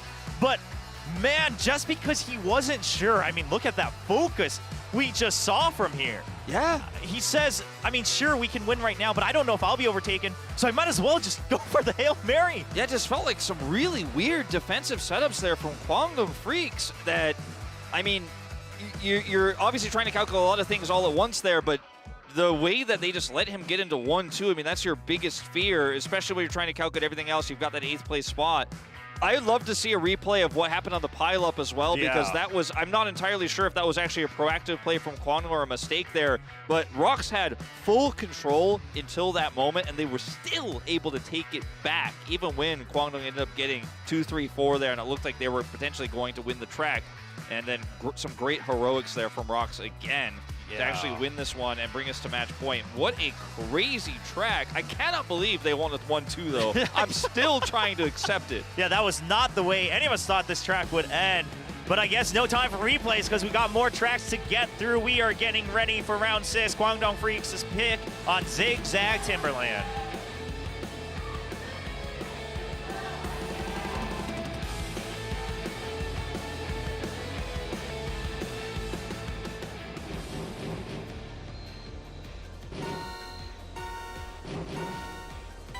Seongnam ROX now on set point here, 3-2. 1 win away from winning speed mode here, but KWANGDONGFREECS for the better start on our 6th round. Yeah, this is the typical Kwangdong Freak start, but let's remember, this is how it started on Terracotta Twister as well. And one racer I have my eyes on right now, Shari's in 7th place, but Spell has been doing a lot of work for Seongnam ROX today. Yeah. On this narrow track, though, he has not been able to close the gap too much just yet here. Is just trying to, oh, whoa, World, another mistake here. World having an uncharacteristically weak performance here tonight on a match that's so critical, so important. They might not be willing to put this guy in an ace match tonight if he's playing like this. Exactly. If it gets even to that point, I mean, maybe even Seongnam ROX, if they're able to beat them in the speed mode, they might even find the momentum going into item. Of course, now on this track, the 1-2 does seem to be quite far ahead here for Kwangdong. Yeah, it is looking pretty massive, even with a mistake from World there. Spell does move up to that 3rd place like you were saying, but he's even cut off here by Spear. And when Spear's in 3 with a 1-2, you know it feels pretty doomed. He is just such a great sweeper, and he's doing exactly that right now here as we're about to crest the end of this first lap. Oh yeah, and he's trying to make sure he can block as many racers as possible. So he lets JJONG pass because he doesn't want to try aggressively against Sim and make too much way. Now Ding will find the opening on the right side of the track, overtaking Spear, using that draft on the jump, but Ding blocks him once again. Yeah, they really need to get somebody into that top 2 spot here, and that's what JJONG is pushing for right now. Spear actually drafting off of him, looking for another collision here. Great avoid there by JJONG. However, Spear just going to constantly push him, and that was a sick turnaround. Jeez, I mean, Spear has been really managing these two players from Seongnam ROX so well. In fact, him not always being ahead of them is working out in a sense because it's not giving them any drafts to work off of either. So if Cool and Sungbin, as long as they don't make mistakes, JJONG really doesn't have a way to catch up. Exactly, and it just feels like Spear is rotating on purpose like this, so he can go back and both threaten JJONG and Ding and stay out of draft range, and the gap is just so large as you saw on the map there. One final push here, but that's not what you're looking for. I think this is going to 7. Absolutely. I mean, JJONG, even if he's able to break into the top 2 right now, the point gap is just too much. Now, Spell is here, but at the end of the day, if the 1-2 crosses the finish line, it's not going to mean anything, and JJONG, he will try until the bitter end, but it is going to be Kwangdong Freaks returning to form as Cool and Sungbin cross the finish line and take us to track 7. And of the 6, or technically 7 tracks we've played so far, I feel like that was the most dominant win we had of any of them. And that was Kwangdong Freaks getting their 1-2 and getting Spear there. And in Preseason 1, it was like this every single time for Kwangdong. Doesn't matter who's top 2, whether it's Cool, it's World, not relevant. Spear, though, he's in 3rd or 4th, and he's always sweeping, and I think Spear was such a huge part of why Kwangdong ended up taking their first preseason, and now, track record with the amount of defense he had, no surprise on my end here that Sungbin is able to take it, but Zigzag Timberland felt like old Kwangdong, felt like the Kwangdong we saw win that first preseason. Yeah, I mean, Spear playing just so smart, not playing too aggressive, not giving them the drafts that they would want, and only starting to play defense on those hairpins where the draft's not going to give them as much of an advantage. I mean, just a very, very wise player. Now, this brings us the question, Wolf, of did Seongnam ROX have confidence in this last track? They picked it. It was one of the tracks left, and they said, if push comes to shove, we want to take you on a factory facility bot. Yeah, this is wild because this track is rare. It is a crazy one-lapper. Anything could happen here. It's going to be what decides our first speed set. Absolutely. This is round 7 on Factory Facility 5.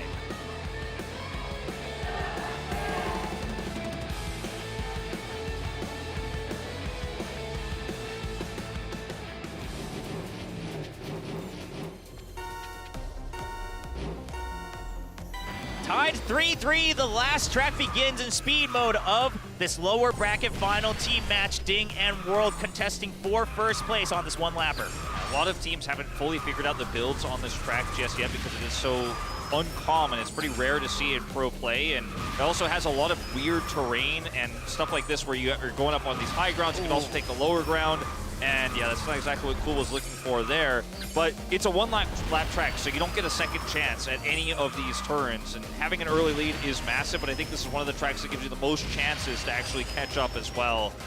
Yeah, I mean, considering that, yes, there are a lot of turns that can be difficult, it's also not always as narrow as you would imagine some of these other tracks, like Zigzag Timberland we had previously. So Ding continuing to still contest. However, we got to see Spell catch back up because JJONG and Duzzi, they are way far behind. Yeah, I mean, this is looking like a 1-2 or nothing here for ROX at the moment. Ding is still able to take first here for the moment. See the other shortcut here going over that gap. It's so critical. You don't want to take the longer one there as, yeah, the gap is just so huge at this point. I mean, if JJONG can't get into second, then it looks like this is all over, but the Cryan Yeah, and SUNGBIN does have a nice block against JJONG as well. So this time it's SUNGBIN tasked with the same role that Spear had in the previous track. And Ding, he tries to go for a reset there, but he's actually going to get boxed out of even the podium finish. And is it going to be the comeback win from the KWANGDONGFREECS? It's actually going to be a perfect, just as KWANGDONGFREECS always wanted to wrap things up. They say the first tracks didn't matter. At the end of the day, the Speed Demons will be ourselves.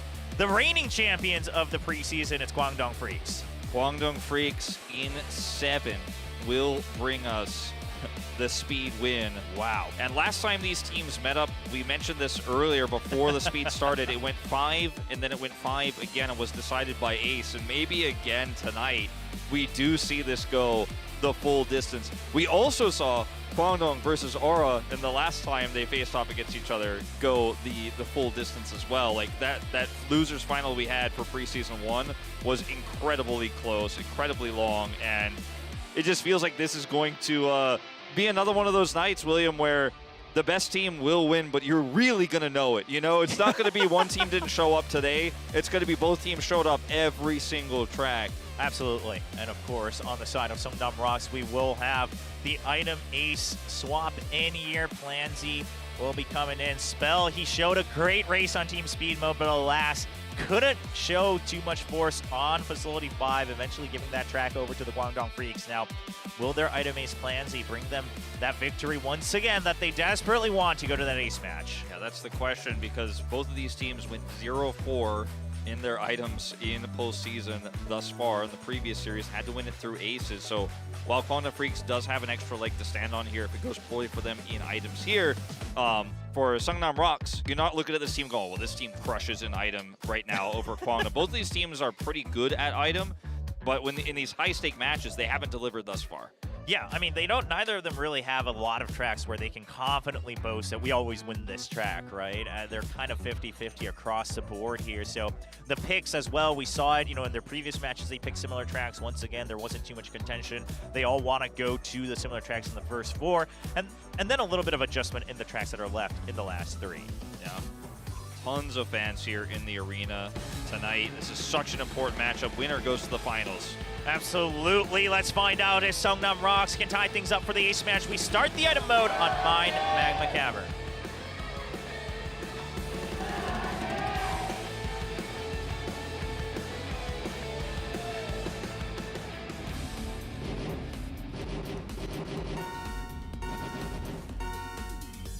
Item mode begins, and all eyes on Seongnam ROX's Plansy, as he is that dedicated item ace to come in and try to lead this team to victory. We're going to go for the double start here. Ding will eat that UFO, and now World and SUNGBIN actually leading the charge, but it's item mode. Don't pay too much attention to the first lap standings. More about the item inventories here, as JJONG will pick up an Angel here early.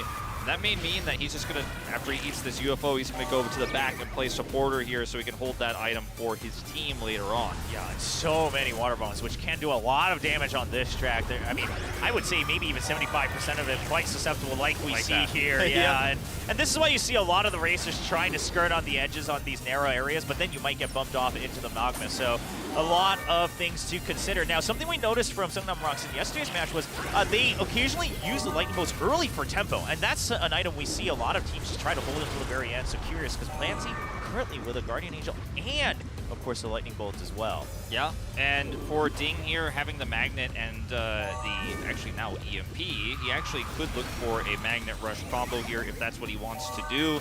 He can pick up a Nitro.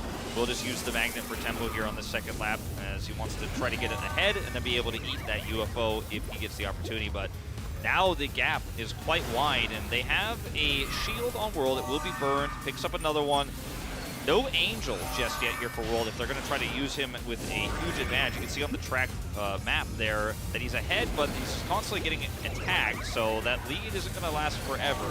Yeah, and then the UFO as well eventually will be able to regain control of his car, but currently we have double boost for Duzzi as well. That can come in real huge because there's no real way to block that other than potential water bombs, and oh my gosh, a 4-man water bomb across both teams. now everyone bunched up towards the latter part This of is lap crazy. 3. This is so close, but the Lightning is actually going to play a huge factor here. JJONG going to get the pass there through that late Lightning pickup. Yeah, now he's got the Magnet Guardian Angel. Yeah, he dodges all the water bombs, and he will spin across the finish line. And Seongnam ROX, they use the lightning bolts early. They cycle through for another, and they're able to keep the tempo, setting up JJONG for success. Really close there. It looked like World, he just didn't shield one of those water bombs. And then after he got hit by that one, he just got hit by repeatedly several, with the rest of his teammates all kind of bunched up in that choke point. You mentioned it, how strong water bombs are on this track.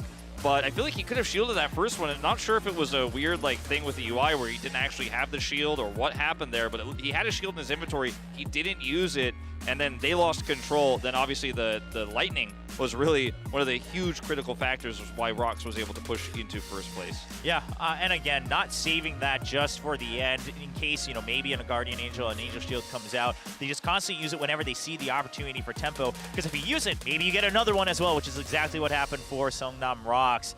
Love this new idea around the Lightning Bolts, not relying too much on it like a crutch, gives them the 1-0 lead. Yeah. Very great start here for ROX. They need this to push it to an ace match. See if they can make it a clean sweep, even as they're leading 1-0 in item mode. We go to round 2 on Sphinx's Riddle.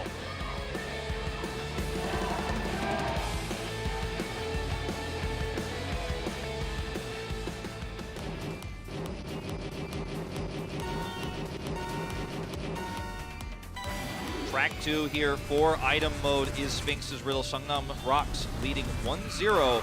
You can see the track win rate here. Neither of these teams extremely dominant on any of these item tracks. Yeah, and this was Seongnam ROX's pick. Of course, they were slightly more confident, but they already won the first track, which was KWANGDONGFREECS' pick. So off to a better start, already one step closer to that ace match. Yeah, I think the 0-4 for both teams and items might lead people to believe, oh, it's going to be another 4-0 here. I actually think for me, it makes it feel more likely we're going to 7. I feel like it's going to happen. Yeah, very, very likely. I mean, again, this is not the strongest suit, and if speed mode was that close, considering how confident they both are, we got to assume item mode probably on similar standing against each other in terms of relativity. And now we do see JJONG. He's actually going to dodge the water bomb and the barricade, so he's able to hold on to that Angel Shield. So something that Seongnam ROX can count on towards the latter part of this race. JJONG has a shield here, and of course has an Angel now. He wishes he picked up that second shield just a second before, would have allowed him to block that balloon, but having the Angel is going to be huge for his team. They actually have 2 stacked, as Lightning will be picked up here for Worlds. Let's see if they want to use it now or save it for that timing. I mean, you gotta imagine, you have to start to consider, do we just draw out these Angel Shields, right? Because if there's 2 on the other side, and you just want to say, okay, well, we want to maybe even set up for something like the missiles, whatever that can help us get across that finish line. But it looks like for now, just wants to add that pressure, just wants to say. Now, one thing you can consider is if you have the Lightning Bolt, and if they're saving Angel Shields, they're actually also not able to cycle through more items as well. Especially when you have the lead that we have for KWANGDONGFREECS, or at least had until I started talking about it. The advantage they had there meant that they could actually just try to use it for tempo at the final moments, and then defensively when the Angels come out to push, you actually then can use it more aggressively. And now Duzzi up in first will be caught here. A bit of a spin out as Plansy moves ahead with Magnet Rush in hand here in this final lap. As long as he's not targeted by a bunch of items here, he might be okay. The Wisp is going to catch him, of course. Second one is going to be traded, but he's got a pretty nice spot here to actually make that final push. Yeah, absolutely. And double boost for Duzzi as well. Ding with a boost of his own as well. And the Angel Shields and the EMPs is going to be good enough. Yes, it is. Eventually, it is Plansy with that Magnet Rush you mentioned. So his teammates boost forward. He's able to magnet forward, and then the reset comes in from his teammate to not drag him further behind. And Plansy with the clean finish. Seongnam ROX, they had it in their hand all along, and now they lead 2-0. Yeah.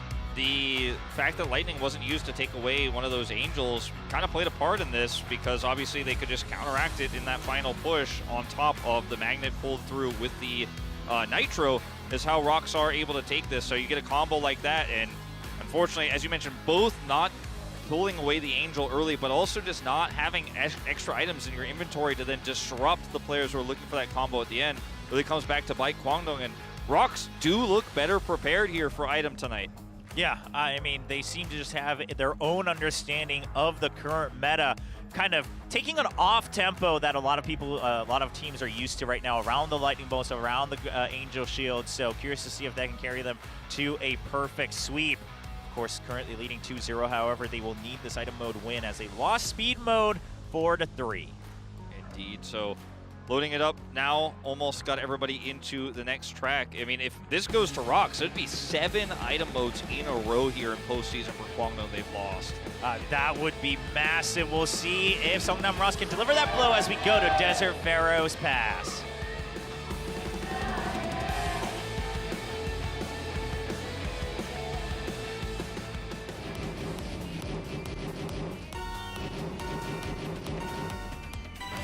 Once again, we are off, and as we continue to point out, item mode not the strongest suit, just another 50% win rate on both sides for this track specifically. So not a strong confidence boost on either side, and another 3-lapper as well, we should mention. Barricades coming out early for both of these teams on this track. You don't know necessarily if you want to be using those early. You might actually cause more harm than good here, as finally, when they get control, we see those barricades get traded out, actually stacked on top of each other here. As Kwangdong get ahead, they're like, okay, we can barricade here. Some of them are like, oh, they're getting ahead, we better barricade here. And they both drop down. And now, as the dust settles here, World actually building a pretty significant lead. He does have a shield here, so if he can actually just cycle through to additional ones, he's going to feel pretty good about his chances of getting one of those tempo advantages here early. Absolutely. I mean, the Angel Shield for SUNGBIN as well. So the Lightning Bolt was just used, and it's just going to be World with his own shield to cycle through that. The Angel Shield being saved up. So Lightning Bolt not doing the mission that Seongnam ROX wanted in taking out that Angel Shield for the tempo reset. So we very rarely see these strategies succeed where you have the one person push up with extra defense here. With double shields locked in, World can block this next attack, and he actually had teammates buying a ton of time for him, so that even though he's used both of his shields and will get UFO'd here, the lead is pretty great, and while SUNGBIN is actually now blocking JJONG out, it becomes very difficult to even target him with items. Once you get such a lead, you can't even really be targeted outside of UFOs, and World is in that position right now. You see the magnet come through, but he's just so far ahead. He's also got an EMP as well.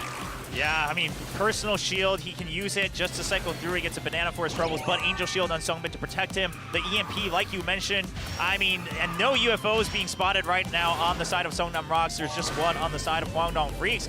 You mentioned it. This might be a situation where World is able to just carry himself all the way through. He finally gets caught up, gets targeted, and he didn't have any more shields left. Yeah, he was just holding on to those UFO EMPs. And unfortunately, that's not going to be good against the rest of the items. And JJONG taking the lead here. 500 meters to go. Yeah, but we do have a boost on Plan Z as well. He's actually going to get locked up by a Water Wisp, and JJONG held back by the Magnet as well. Puts World back across the finish line. And KWANGDONGFREECS will not go down so easily in the item mode. They finally reset with a round win. Yeah, the loss streak is broken here. Took 6 item tracks in postseason, but on the 7th, they will not go quietly into that good night. And it is with a really nice final timing there with the Magnet. They're able to pull their opponents back there. And World will be the one to cross the finish line first. And you can see how close it was, just a half a second between him and JJONG, but the timing was really nice.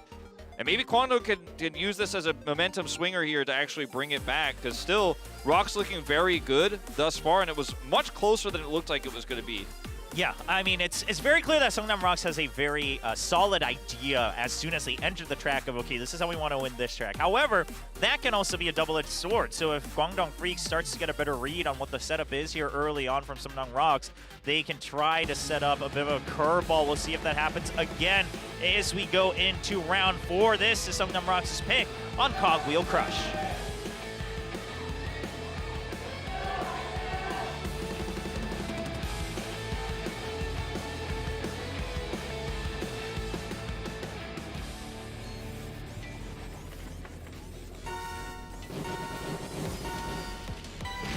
All right, round 4 underway. KWANGDONGFREECS bringing it back 1-2 now here. Another win in a row would give them the 2-2 scoreline. The loss streak is broken. And Cool, once again leading the pack here, will have the shield and EMP. So he's got an opportunity to be that front runner again here. Yeah, I mean, he should be fairly safe for the most part, continuing to be able to cycle through those shields as well as he cycled through his items. This time it's the shield, he saves the EMP. Just going to see a massive water bomb try to lock up some of the players of Seongnam ROX. Yeah, unfortunately just not enough time to avoid those at that speed. So even though it was right before them, they both end up crashing right into it. Is Cool will pick up a banana here, not exactly what he was looking for. We'll see if he can hit anybody with it. The answer is no. Yeah, not going to find too much success. Quite a wide section of that track. Now we get ready for the shortcut, but no one's going to be able to enter it in time. Maybe we'll see World be able to enter it towards the end here alongside Clancy as they try to catch up to the rest of the pack. Double lightning here for ROX is a pretty huge boon for them, and I'd recommend using one now, or not necessarily right now exactly, but very soon, because if they are able to get tempo advantage here, that's going to be massive for them. If you hold it till the end, the stack of the lightnings becomes a lot weaker, and who knows, some angels could be picked up before then, but they are going to hold it. They're just not in position to really get a tempo advantage with those lightnings at the end, or rather the push advantage there at the end. Tempo, I think, is much stronger here. Yeah, they're constantly trying to bait out this shield from World. They eventually get it out of him, and he will have to cycle through now a boost and a water whisk to boot. Pool still holding on to the shield, though, so still the double lightning bolts will be ready to go. They're going to try to find a timing in between the angel shield and the individual shields as well. Yeah, I mean, now they're in a position to where they have so many members up here at the front that they could actually use both to get the win, but we're running out of track here now, so timing has to be critical if you're just holding these in your inventory. Let's see exactly how they want to use this. Ding now moving into first. There is an angel for Spear. Yeah, it's going to be that one angel, and right now we do have the boost on World and SUNGBIN as well, so Seongnam ROX have to be very aware of this. They're going to want to try to stop the boost, but will they get the timing that they want? But it's actually going to be KWANGDONGFREECS with their own lightning bolt. They are able to stop the items from coming out, and the shield comes out for World. The magnet's not enough, and Seongnam ROX, they just wait too long with the super play. Gives too much of an opening, and KWANGDONGFREECS will cross the finish line. Yeah, you wait that long, and it's just a boost and an angel to the finish line, and you're like, thanks for wasting, you know, the lightning into my defensive ability. I feel like there was a bit of a shot calling error there on the side of ROX, because I think the tools they had and where they were, because they had like 3 players in top 4 for a while there. If you use it there, you have 3 in 1, 2, 3. Then you use it a second time towards the finish line. It doesn't matter how many boosts they have or how many defensive items they have. They're going to have to force the way through with attacks, and their inventories are going to have to be swapped. They could have actually had a moment there, I think, at the beginning of the second lap to really push ahead and change the entire pace of the track. Instead, they waited for that final timing. Wasn't good enough. Yeah, and honestly, props to KWANGDONGFREECS. They use their own lightning bolt as soon as they get it to disrupt that item timing coming out from the Seongnam ROX. Because you got to imagine, I think Seongnam ROX just thinking, okay, well, we draw one shield and then we stop the boost in the middle of its track. However, they were shocked up first, and so KWANGDONGFREECS take the initiative. We are tied 2-2 in item mode, and we're trying to see if KWANGDONGFREECS can get the lead here in item mode as we go to Mushroom Caves.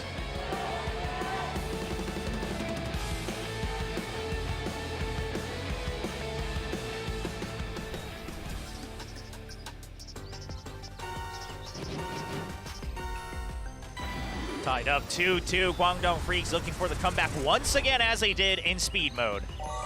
Mushroom Caves always gets kind of funny with how narrow that first item pickup is. If you miss it, you kind of have to wait and then grab it on the return after they come back. So that's what we saw there. As Spear does have double shield here in the opening lap, and will actually continue to cycle those through and could start to build a big gap up for himself.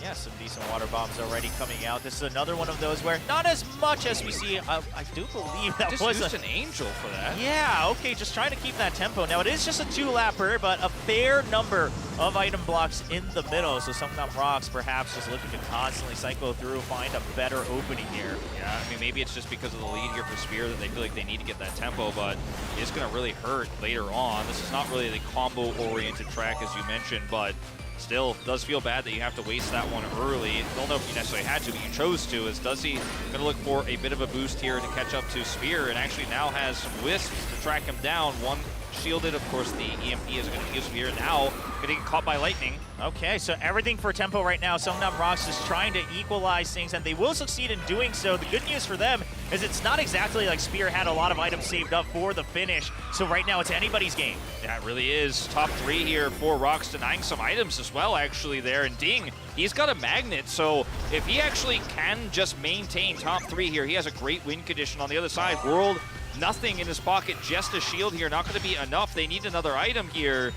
And SUNGBIN probably in the best position to try to overtake with that boost. The Lightning on the side of Pool as well. However, a couple Magnus on the side of Seongnam ROX. Can they try to bring back the members of Kwangdong Freaks? Comes Ding here, 500 meters to go. He takes the right side so he can't be hit by any big AoE attacks. And now has the opportunity to just magnet his way through. Has Wisp too. Lightning to deny though. But the Magnets try to hold back World, but it's EMP'd. And in fact, it's going to be SUNGBIN who boosts forward on the left as well. And Kwangdong Freaks, they overtake Seongnam ROX once again, but I would say a step earlier this time in item mode as they lead 3-2. It was a 2-0 start for ROX, but ever since that third track, Kwangdong have really had a massive tempo advantage. Now on match point to rematch Live Sandbox in the grand finals of Preseason 2 to maybe be back-to-back solo champions of our preseasons here for Kartrider Drift League.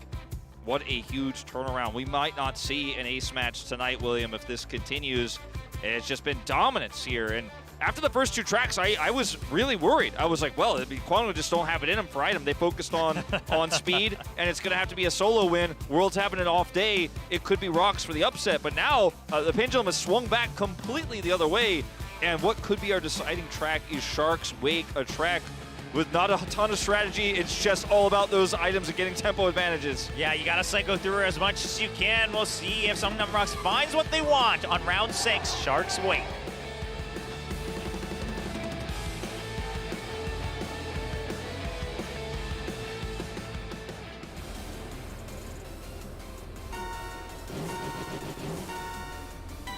Round 6 here of item mode. Seongnam ROX versus Kwangdong Freaks. Kwangdong Freaks on match point. They were the victors of speed in 7 tracks, and if they win this, the series is over. They're going to the finals. Yeah, they'll look to rematch Live Sandbox, try to get that back-to-back preseason championship here in the KDL, something that they would gladly lift over their heads. And once again, it's going to be cool keeping the lead here in lap 1.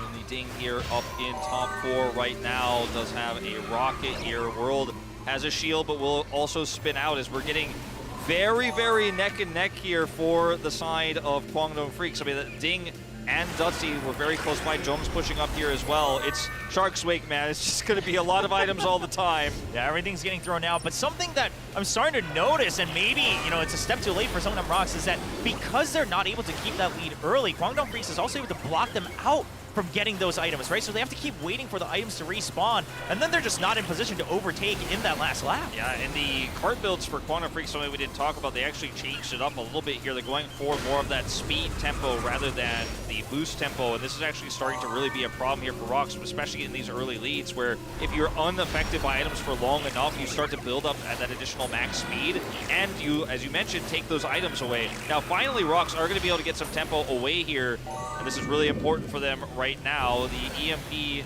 is at the ready here for Ding.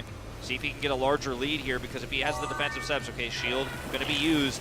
Maybe he's going to be the one who could actually do it here and bring it to 7. Yeah, EMP used to counter the UFO. Another one's going to come out, though, so Ding will be pulled back. Otherwise, we are quite even on the items. It's going to be Kwangdong Freaks with double. Never mind, double Angel Shield on both, except Duzzi, he holds on to both on his own. He's going to use one just to keep. Oh, and it's going to miss, and Duzzi now continuing to stay ahead. The UFO pulls him back for a little bit. SUNGBIN, he's back in front. He's got the Angel Shield and the boost on the side of World as well. Either of them could cross the finish line. Plansy, he's got the Magnet Rush. Can he fly forward? And he will jump in. He lands right across the finish line.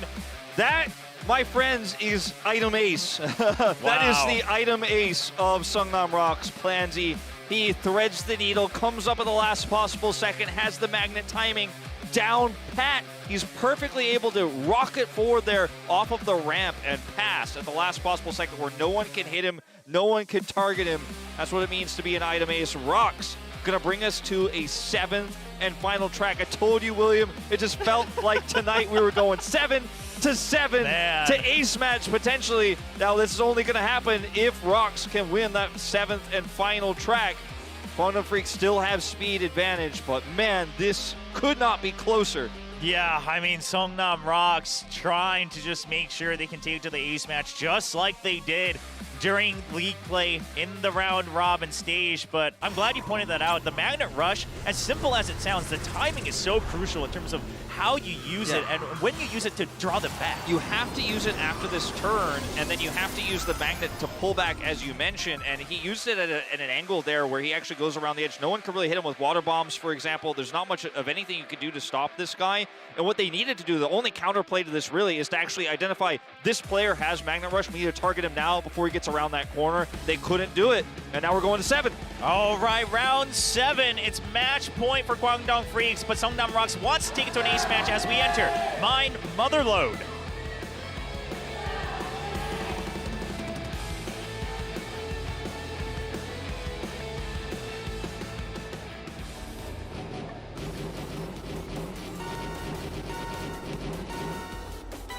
Tied 3-3 in item mode. Seongnam ROX, can they win it to take us to an ace match? We're keeping our eyes on the item ace, Seongnam ROX's Plansy. SUNGBIN picks up 2 nitros here, is going to be able to use them to try to catch up here, using them for tempo, as you can see here. And Plansy up in the lead right now with after such a fantastic Magnet Rush play from track 6, and with a shield and an angel now as well picked up for Duzzi. They might just look for big advantages here early on this first lap. It's a 3-lap track, and oftentimes you do get caught up on, especially with the cart builds here for Kwangdong Freaks. They are going to be able to have longevity. Cool will eventually be able to, just without items alone, catch up with him with max speed. Yeah, so Seongnam ROX are doing everything they can to try to keep him at bay. Ding continue to shoot forward. He still has another boost in hand as well. He can use that shield. He's going to dodge that missile. Gets hit by a second one. But as you mentioned, now the idea is, can you keep Cool back far enough so he doesn't gain that max move speed? Exactly. He has a little bit less acceleration, so every time he is hit, the punishment is definitely there. But if you can build a big enough lead, like, oh, I was going to say he survives the jump. That's fantastic, but he didn't actually. Ultimately, in the end, we'll get the double spin back. Now it's up to World here, as otherwise ROX having pretty big tempo advantages everywhere. Ding just tosses out his magnet here. It will be traded with Cools. It's actually JJONG and Cool right now who do have magnets left, and Cool is the guy to watch right now for that final lap push if he can actually get into pole position. Yeah, the UFO used early again just to deny that max speed. They don't want to use it as a reliance. Double lightning bolt for Ding as well. Seongnam ROX, they have an absolute buffet of items to use here in the third lap. But they absolutely need to use it. Remember last time they had the double lightning, they failed to realize its potential and used it way too late. I want to say, I think it's starting to feel like they're using it too late here again. We're getting halfway through this final lap. Yeah, you might as well start cycling through. Again, if you let Kwangdong Freaks gain that max speed, they will start to get ahead, just like World is doing now. He still has an Angel Shield along with Spear. He still has a Nitro boost as well. You gotta toss this out. I mean, you don't have Magnet Rush anymore. Plansy is spinning out. He can't use this for extra speed. Yeah, he's not going to be able to target him just yet, and now Cool blocking it as well. The Angel Shield has to be used on the side of Seongnam ROX. Only 500 meters left. One Lightning Bolt used. The second one, but it's going to be shielded by SUNGBIN, and he's able to shoot forward. It's actually Cool who boosts forward as well, eating that aggro, and he will cross the finish line, giving the match win to the Kwangdong Freaks. Kwangdong Freaks will do it again here. They will go to our preseason 2 finals here at the KDL, and it was off the back of much improved item mode here coming through. Both of these teams looking much better. It was very close, but it felt like, especially once we got past those first 2 tracks, ROX just were not able to compete with the cart builds that Kwangdong brought out, and they were not able to compete in terms of item usage when they were using their items. Yeah, Plansy did have that really heroic play in track 6, but otherwise, Kwangdong Freaks, they just looked like the much better team, even though it went to 7. Yeah, I totally agree. I mean, again, it's those 2 tracks where Seongnam ROX had the double lightning bolts, and they just try to save it for a Hail Mary play for a wombo combo, and it does not find the impact that they were hoping for. And it's going to be the Kwangdong Freaks entering the grand finals for a rematch against Live Sandbox to defend their title as preseason champions. Although, I was going to say, well, the lack of celebration does give me pause. Yeah. Speaking of pause, we will have a little bit of a review here. Whenever you see a player looking at his teammates, somebody's rolling their eyes, you know, instead of actually celebrating that they're going to get that rematch against Live Sandbox, you know that we will be taking a look at something else here. But All right, well, we'll just have to wait as we did earlier. Now, we did already have one during the speed mode, that time from the Kwangdong Freaks. It did go through for a rematch, so this time, definitely a request coming in from Seongnam ROX.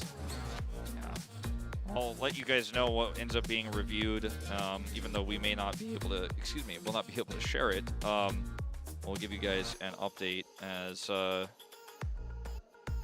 Yeah, currently, of course, it's just the section of the review where the refs will be reviewing it on their own. We can see it just so we know what the progress looks like, but of course, we do not know the exact review process at the moment. Once the referees decide their decision, they will notify the opposing team. In this case, it will be Kwangdong Freaks, whether they just simply accept the review or if they request a counter review as well. Yeah, I mean, for me, you know, regardless of what's happening here, I think there was just not a real improvement, or rather adaptation in terms of the lightning usage for ROX, which is ultimately probably what will be their demise here in this series. You know, you and I talked about it a lot on the cast. It felt like the way they utilized it there really made it so that you were just hard forced to try to make that magnet play work at the last possible second, and unfortunately, it really didn't work out. I mean, you didn't have the advantage you needed to. They had shields, and so you gave them too much time. I think if you use them earlier and stack them, then maybe Plansy actually gets an earlier opportunity. But I mean, they wanted to play it their own style. They wanted to do it their own way, and it ultimately backfires a second time here in this series, but in the critical final game. Yeah, I mean, like you said, Wolf, I mean, I think the biggest demise here was hoping that the Lightning Bolt would just provide all value. But here's the other thing, like you mentioned, one thing that you'll notice if you're paying close attention to the item mode matches here in the KDL, the whole Magnet Rush combo, sure, sometimes it can be used to draw back your opponents, but the best way to use it is if you have a teammate in the lead. That way they can just reset so they don't pull you back even further, and then you slingshot forward. If you're using it on an opponent, you're hoping they don't have the EMP, you're hoping they don't get it in the last second. You have to rely on the fact that they're not too close to the finish line. There's just so many other factors that you would have to consider. Yeah, sometimes you have the perfect Magnet Rush angle, like Plansy did in the 6th track, but oftentimes, like you said, there's too many other factors. And if you don't have control and you don't have a specific plan and you're just Hail Marrying it, as we saw there, chances are you're not going to find success. And I think that before the nerfs that we did see, like in Preseason 1, you could often just Hail Mary it, and sometimes we saw like 3 happening at once, and it's like, well, who's going to win? But since some of the changes to the item came through, it's much more niche now, and it has to have a lot more setup. So we were just reviewing something that happened with Plansy's cart, some collision, so we'll let you guys know as soon as the referees make a decision about it. It does look like World is requesting that he sit on the floor and not the chair. I saw him get off his chair and asked the ref if he just motioned on the ground, so maybe just wanting to stretch his legs can we get that? Can we get that lower third replaced to floor sit requested? Floor sit requested. I mean, hey, you know, if you sit a lot on the floor at home, maybe you're just more used to it. Obviously, not the best gaming posture, but well, I think with headsets off, you know, he wants to be able to hear what is being said and wants to be kind of in the middle of his team rather than being on the edge, as he is actually the player who sits on the edge for his roster. The players in the middle obviously would be able to talk much easier. So I think that's probably what's really going on there, is those chairs do look very comfortable, to be honest. I'd rather sit in the chair than on the floor any day. We're just seeing, of course, they're continuing to review, so we'll wait for the official update. And just so you are all aware of the process, if the referees, if the admin team decides to accept the review request, then they will give the chance to the opposing team to also agree or request a counter review. So then they'll look at the footage together. So we're just waiting for that first step right now, the admin team. Yeah, and it's a really complex issue because the issue at hand appears to have happened on the first lap. So it's going to be one of those things that really has to review a lot, because the impact it made is definitely there if the referees decide that, even if it is on the first lap. But that's definitely going to be in your considerations, because oftentimes in item mode, the third lap is the one you're really looking at. It's not like a final push issue or anything like that. Yeah, I mean, especially when this would have been, I mean, this was going to be set point for either team and obviously match for KWANGDONG Freaks.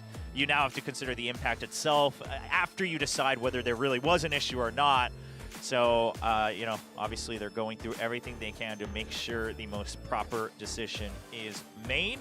Just waiting for that. It does look like KWANGDONG Freaks just trying to stay in the zone. Should they have to go through another race here, they want to make sure that they're ready for it, that they're not, you know, too loosened up or too out of the zone, too out of focus, all keeping their headsets on as well. Meanwhile, Seongnam ROX, maybe they're like me. My ears really heat up if I keep headsets on for too long. Yeah. For me, like, maybe I wear my headset too tight or something, but sometimes it like pulls on my hair if I'm wearing it for too long. Wow. And then when I take it off, if I like touch the part of my hair where the bridge goes across, like it feels a little sensitive. Oh, really? But usually I don't notice until after I take it off. Like when I'm in the zone, when I'm gaming, I don't know. But when I take it off, that's when I realize. So you take it off for just a second, you're like, ooh, I'm just gonna keep that off for a minute. Yeah, of course, all the players, their headsets are for the noise canceling plus the microphone. For anyone wondering, if you're wondering why there's so many cables, basically pretty much all professional esports, that is the setup, right? So you've got earbuds for your in-game music or in-game noise, and then also your comms audio, and then you put those headsets over you. They have basically sound isolation on their own, and then there's white noise being pumped through, and then you've got the microphone for comms. Recently at another event, I just got to play test on stage during rehearsal, so I've never really done it like in an actual setting when you're playing a game. Obviously, I've tried them on just to see what it looks like and what it feels like. And yeah, they're effective. They're definitely effective. No, I mean, absolutely. The technology that's in place and the amount of experience that we've had to actually work on these since basically the Brood War days, you know, since a long, long time ago, it's been you know, kind of honed to make sure that, you know, you're really in the zone, you have no outside influence whatsoever.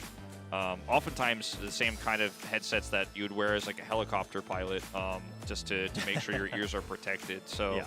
So discussion is still in progress. We do not actually have the official decision. It seems like the referees are still discussing amongst themselves of what they think the conclusion should be. And you know, from what we've seen as well, it does seem to be a pretty tricky one. It's not a simple issue. It's not a open and closed case. So we will let you guys know. We may end up needing a little bit more time. So bear with us as this is, as mentioned, literally whether Kwangdong goes to the finals right now or not, or if we go to an ace match. So it is literally the most important review of the season. I know we've had a lot of reviews this season, but this one is the review. Oh, absolutely. And here's the thing is also, again, we're in the preseason, right? So, you know, going for these reviews, whether it's, you know, to review the actual rules and make sure all the players and teams are aware of exactly where they stand, and then the admins as well to say, hey, this is exactly what these rule means. And then, of course, the game itself, make sure there aren't any errors.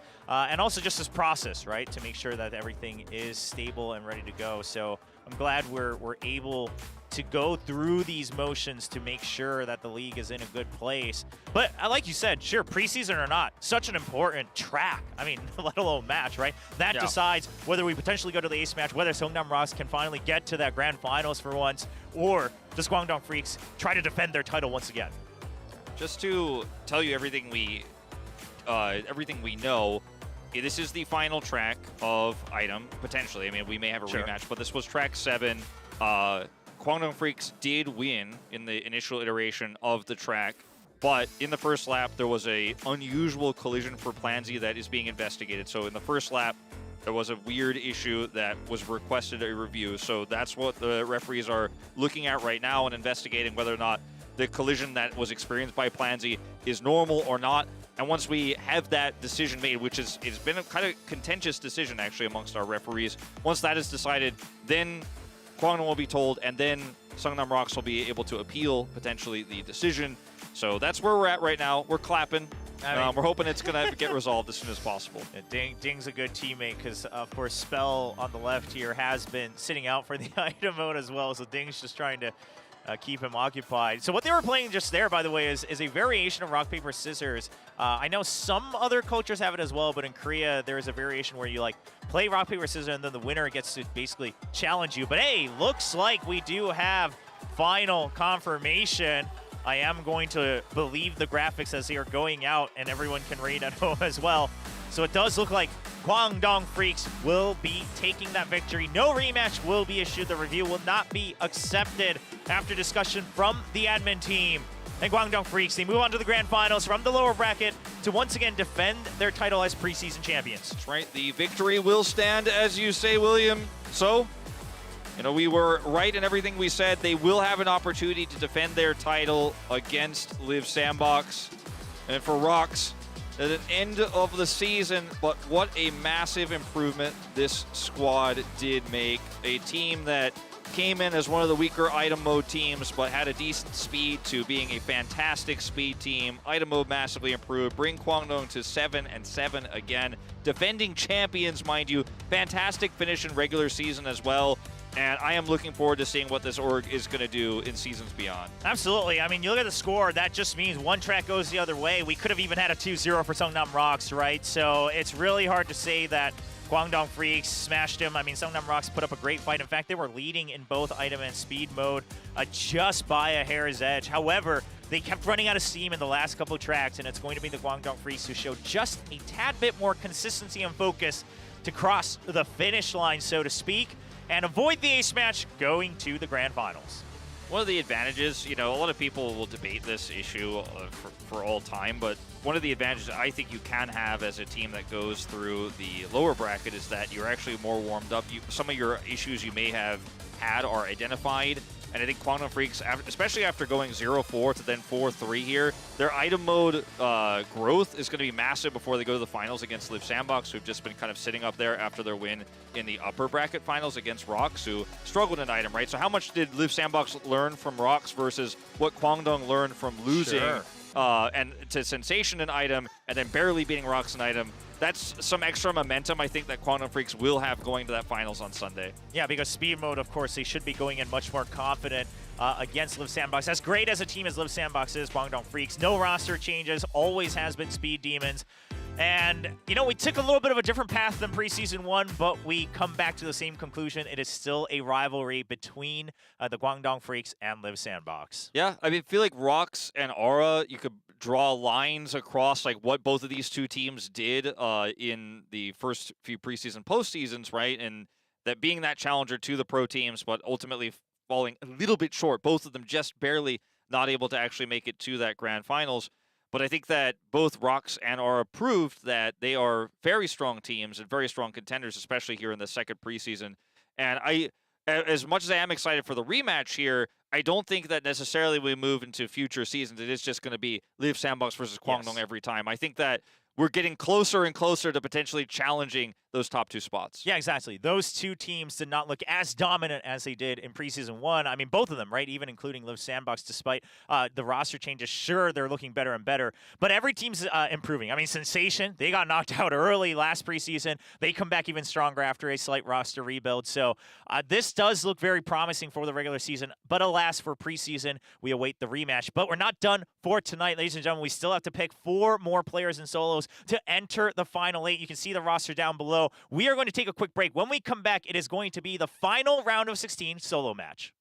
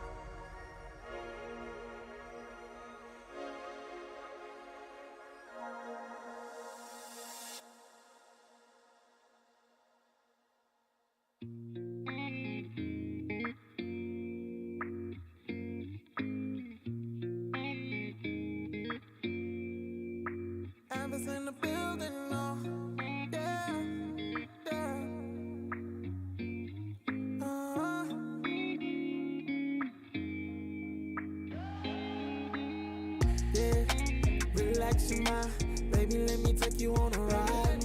Yeah. That twinkle in the sky reminds me of your beautiful smile. I can't get enough of you, no. Baby, you're my sunshine. This is a journey of a lifetime. Sit back and enjoy this wine. I've been searching around the world for a girl like you, but you're one in a million. I've been waiting for someone like you, love. That's that one in a million. Baby, let me love you a long time.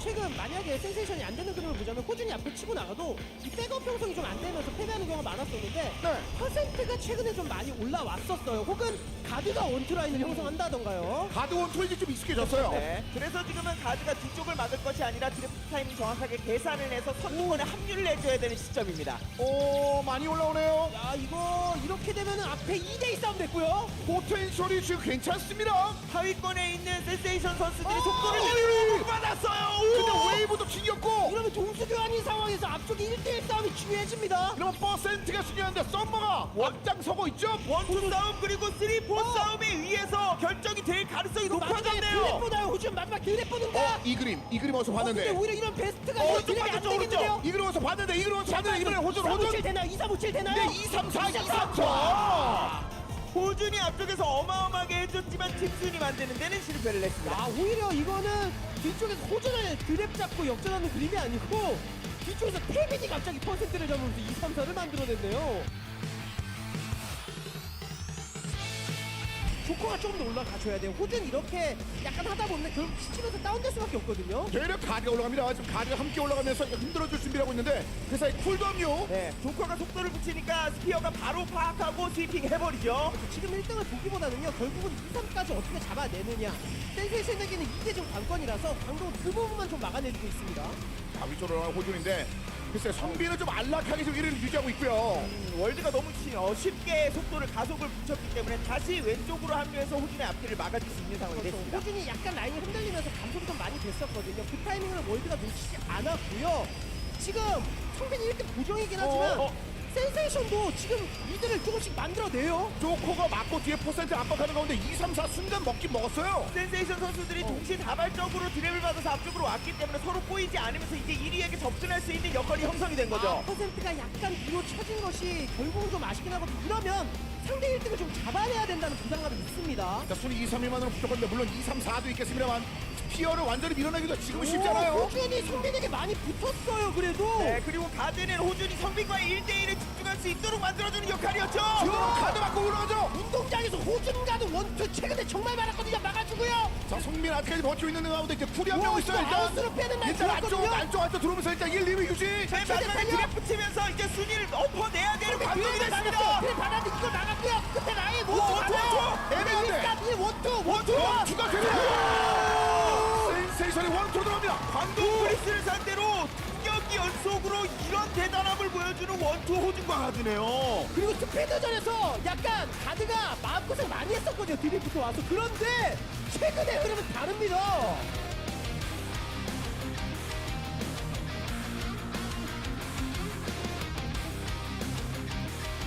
이제부터는 드래프트를 받는 거리이기 때문에 좁아지는 구간에서 갑자기 스탑을 또 할 수도 있어요.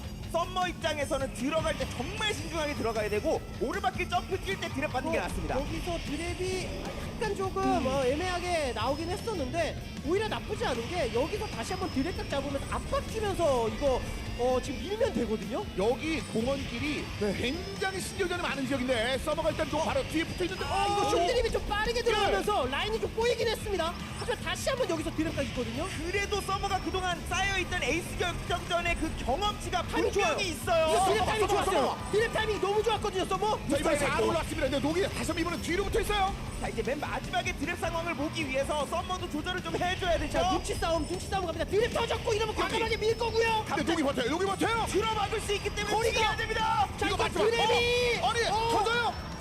사이드인데 거리 녹이 힘듭니다. 어때 드랩이 터질 것 같은데. 보스가 더 있어도 야, 녹이 어려요. 녹이. 오랜만에 출전했고 멋진 경기력이었고 두 주먹을 불끈 쥐었네요.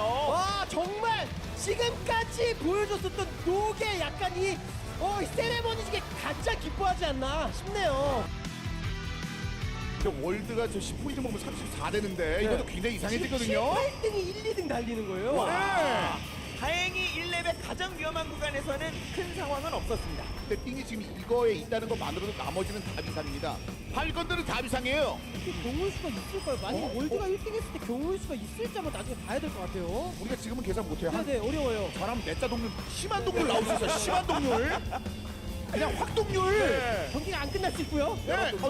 이건 이거 싸울 수 있는 거리까지 닐이 혹은 지민이 접근이 되느냐가 문제인데 지금 월드가 주행을 워낙 잘하고 있어서 드랩 거리 여기 못 봤거든요. 아직까지는. 띵 5등이네. 그 다음에 스피어가 1등. 약간 이거거든요. 지금 경기가 끝나는 건. 3위 왔다 갔다. 그러니까 지금 어차피 확정이긴 한데 띵 입장에서는 5등만 하면 돼. 이래서 살짝 피해줬어요. 이러다 보면 확 밀릴 수 있거든요. 약간 애매해요. 지금 야, 약간 애매해요. 약간 애매해요. 마음이 급한 2, 3, 4위가 싸웠기 때문에 1위는 상대적으로 위험한 구간을 너무나도 편하게 갔죠. 1위 상위권 가지면 오히려 이거 포인트 싸움이 더 재밌어지는 거거든요. 이거 일단 올라가 코리 켜요. 코리 켰어요. 띵이 밀려요? 밀려요? 5위. 5위 하면 됩니다. 자, 그럼 어떻게 된 거예요? 지민과 일단 닐인데. 일단 계산 못하겠어요. 끝까지 봐야 될 것 같은데 드랩 다 받고 못할 오세요. 것 같은데요. 아니 니 4등이면 또 이상해지는데 네. 이거 나머지 포인트가 거의 없거든요. 없죠. 닐이 일단 2위를 먹어요. 우선 월드 1등 경기 끝났어요. 이러면 덧셈할 수 근데 없어요. 루닝이 8등. 이러면 굉장히 이상해요. 왜냐면 루닝이 3위였는데. 루닝이 8등. 이거 어떻게? 와, 완전 어때요? 장난 아닐 것 이거 같은데요. 어떻게 장난 아닐 거란 얘기는 또 한다는 우리가 계산할 수 없다는 거예요. 경기는 끝났는데 계산이 안 된다는 얘기예요. 어떻게 해야 되죠? 이거 포인트가 이거 왜 이래? 30. 이야, 1포인트 차 이렇게 갈리네요. 약간 빌드가 이제 조금 아쉬웠었기 때문에 여기서 크게 커팅하고 이러다 보면은 이제 이 직선 구간에서 드랩 타이밍은 좀 안 나오거든요. 이러면 이 다음 드랩 타이밍 언제 잡을 수 있을지가 중요해졌습니다. 두 번째 상황에서 코너를 공략하고 있습니다. 코너를 공략하고 있는 성빈 쪽을 따라갑니다. 30m 안쪽까지 일단 진입을 하고 있는 호준. 드래프트 거리 바깥으로 벗어났기 때문에 성빈은 편안하게 두 개의 부스터를 모아놓고 경기장 구간에서 기다릴 수 있는데 호준은 이제 실수하면 안 되고 경기장 구간에서 딱 붙었을 때도 여유가 많이 없어요. 성빈이 뒤로 살짝 긁으면서 조금 더 좁혀져. 한 번 더. 이거 일부러 긁는 건지 모르겠는데 오히려 직선 구간에서 드랩 받는 드랩 주는 것보다 여기서부터 같이 가자 느낌인 것 같기도 해요. 자, 전반적으로 일단은 게이지를 채워나가면서 허위 붙어 있습니다. 성빈 도전. 드랩! 와 드랩 타이밍을 성빈이 진짜 기가 막히게 그런데 이거 넘어갔어요. 호준이 넘어갑니다. 자 빌드 상황은 성빈이 괜찮은데요. 그러니까 몸으로 그렇죠. 몸으로. 이거 호준이 너무 잘 기다려요. 나왔죠? 몸으로 넘어가죠. 이거 호준이 이거 빌드에서 보여서 빌드! 쇼가 부서! 기다리게. 부서대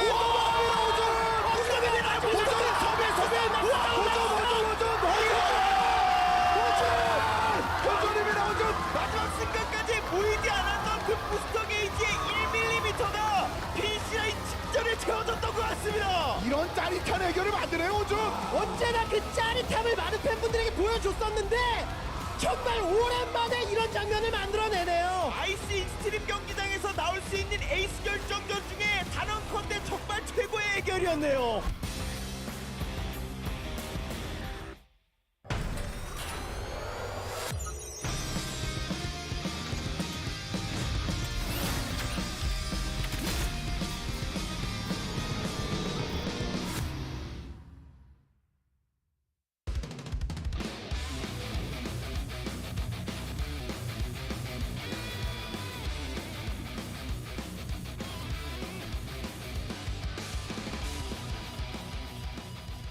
Back.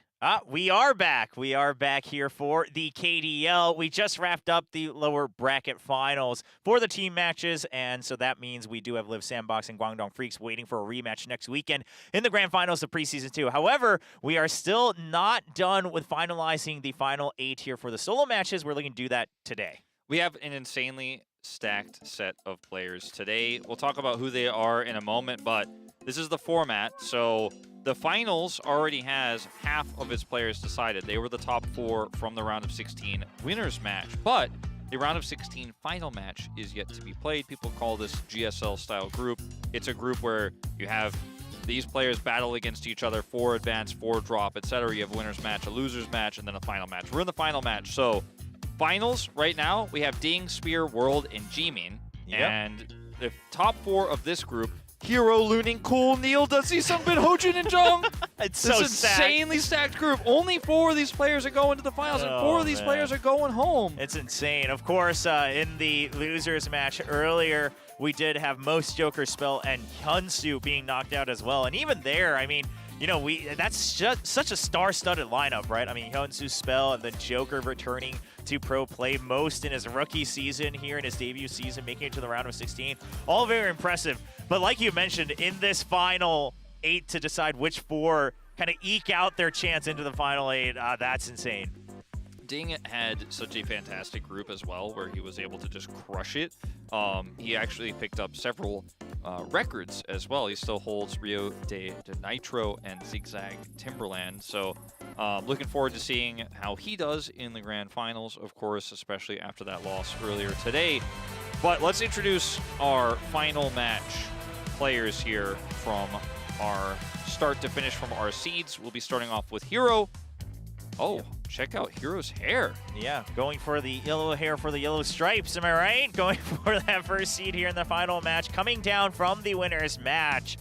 So the colors do portray their seeding. He was 5th place in the winner's match, so he will take that first seed here in the final match of the round of 16.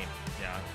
And second here is Luning, one of the big underdogs, I'd say, and a player who in both preseasons has been pretty consistent but hasn't been able to take it to the next level just yet.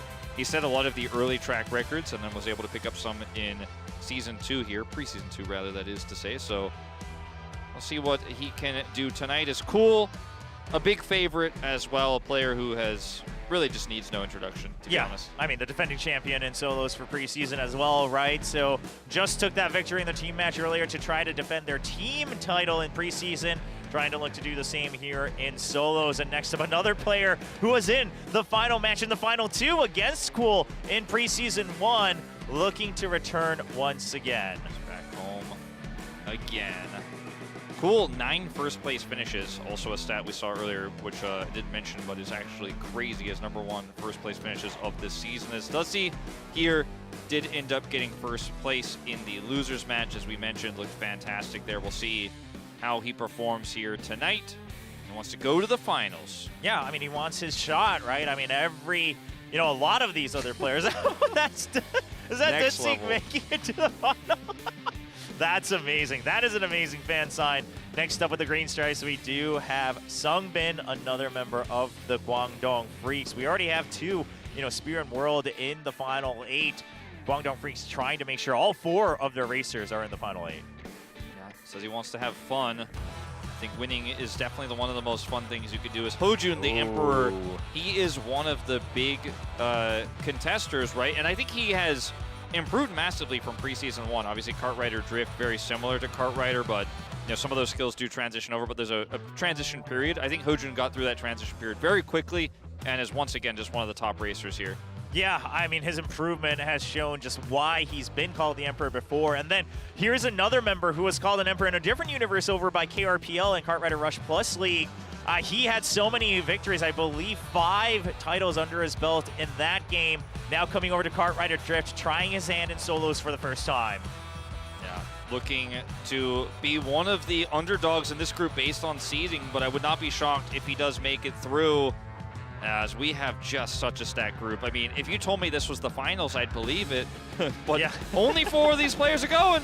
Only half. All right, well, we kick things off on Mind-Winding Slopes, a difficult one to start. Let's see who takes first place and gets their track choice here in the final round of 16 solos.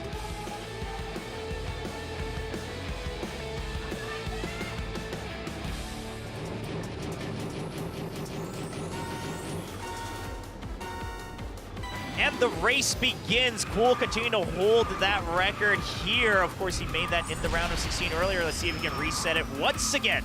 Duzzi here is starting things off pretty fantastic in terms of his lead that he has.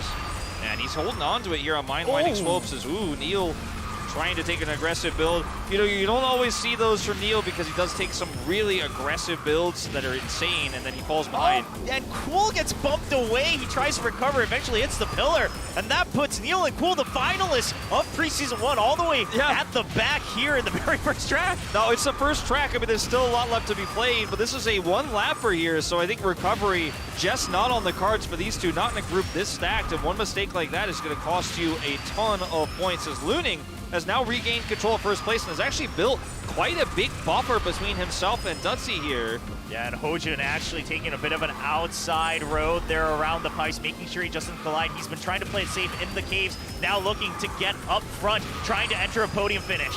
Luning here, see if he can maintain this spot as the gap is getting closer. Spin turn attempt is failed by Duzzi. He's going to drop back to 4th place here, but Luning, can he actually regain first? Well, SUNGBIN does succeed in his own spin turn, and it's going to be Luning who barely edges him out. Off the jump, SUNGBIN bounces right across the finish line, and then it's Hero and NEAL actually recovering all the way up to 4th place. Oh, man. Duzzi, he was looking so good. He was top 2. He ends up falling behind Cool, and will end up taking that 8th place spot. Luning, though, calm and collected, keeping his cool there in those final moments despite SUNGBIN's best efforts to rip him away. And he will end up winning here by about 0.3 seconds.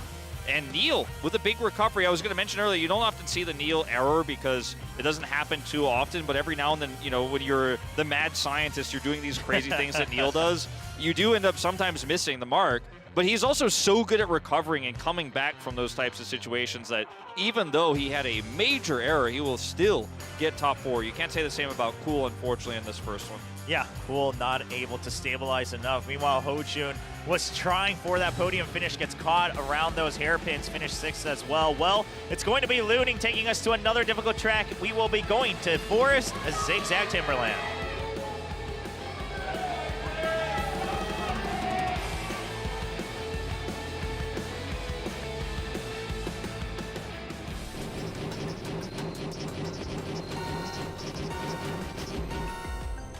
Off we go here on round 2. Luning taking the first track, choosing Zigzag Timberland here.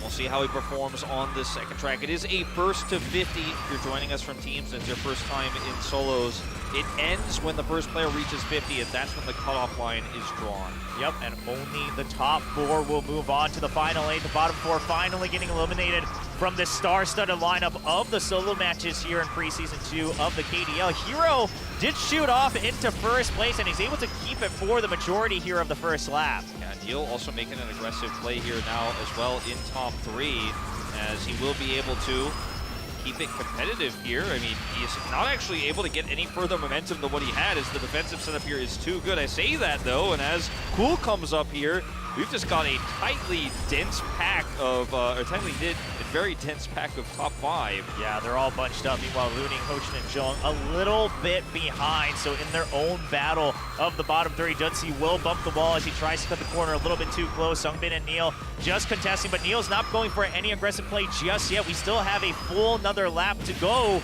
NEAL trying to reset his build to get across as he continues to build up that boost gauge. SUNGBIN looking for that first place. He wasn't able to get in the first track, but Cool is going to capitalize on the chaos here. Luning as well, recovering in a big way. I mean, the gap was so small. This is really still anyone's race to take here. Yeah, Cool and NEAL, the 2 finalists from last preseason, still in contention for that podium spot. But let's just say it like it is. Everyone is quite bunched up as we get ready for the hairpins. Yeah, I mean, any error here, and someone could shoot from 5th to 1st, as SUNGBIN is still trying to maintain that spot. NEAL, though, on the tighter turn here, the build right through the center. And now, see if he can take this inner. So far, the answer is yes. Not looking to block, just looking for speed here. So SUNGBIN's trying to find an angle. He's not able to get one. Oh yeah, NEAL's really keeping him on his toes as well. SUNGBIN tries for the outer, and then NEAL just slowly drifts out, making sure he doesn't lose too much speed. Now SUNGBIN eventually will cross it. Duzzi actually pays the price of this giant collision as everyone groups up. He's going to be locked into 8th place. Meanwhile, SUNGBIN starting to shoot forward at first. Okay, SUNGBIN here, only challenged by NEAL and Luning. Okay, Cool also up here, but bit of a bump, but I think he might still just have too much momentum here. He's got another boost coming online here in just a second. We'll use it right away, and those last 100 meters will be crossed by him. 100 to go, and he is able to finish strong. Excuse me, falling apart here. All my words. I was going to say something about Duzzi as well. I mean, unfortunately, back-to-back here, small error there, not able to recover this time off of the collision. And in the first track, he looked so good for most of the track. He was up at the front. This one, middle of the pack, but back-to-back dropping 1 point here. He's going to have such a long ladder to climb here to recover in this final round of 16 match if he's going to advance, and just not what you expect to see from one of our top seeds. Yeah, it's looking rough. I mean, already down to -2. You've got a long ways to go. Meanwhile, we will have SUNGBIN reclaiming that first place, able to select the next track, shooting forward in points, up to 17 total out of 50. Once again, the first race to 50 will end the match, and then we cut off at the top 4. Well, it's going to be SUNGBIN's pick for round 3. We go to Glacier Extreme Stadium.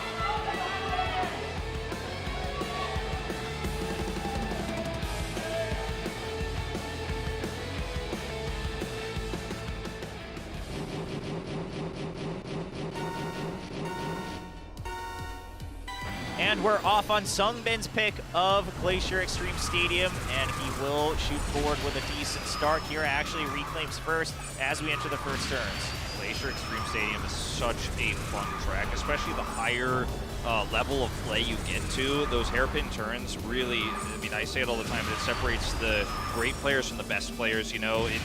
These are some of our best players, and some of the best players across Kart Riders history here, and how decisive you can be, how aggressive you can be, the risks you want to take on those hairpins can be the difference between first and frankly 8th, you know, depending on how it all goes. As Hero, our first seed here, will be the one who leads the charge here halfway through this first lap, as here come those hairpins. Yeah, and HoJun, he's been very confident on this track actually throughout both preseason 1 and 2, trying to reclaim a podium finish, trying to get back into contention, but it's looking a little tough as JJONG finally making a name for himself. He's been absent for the first couple tracks so far. He really has.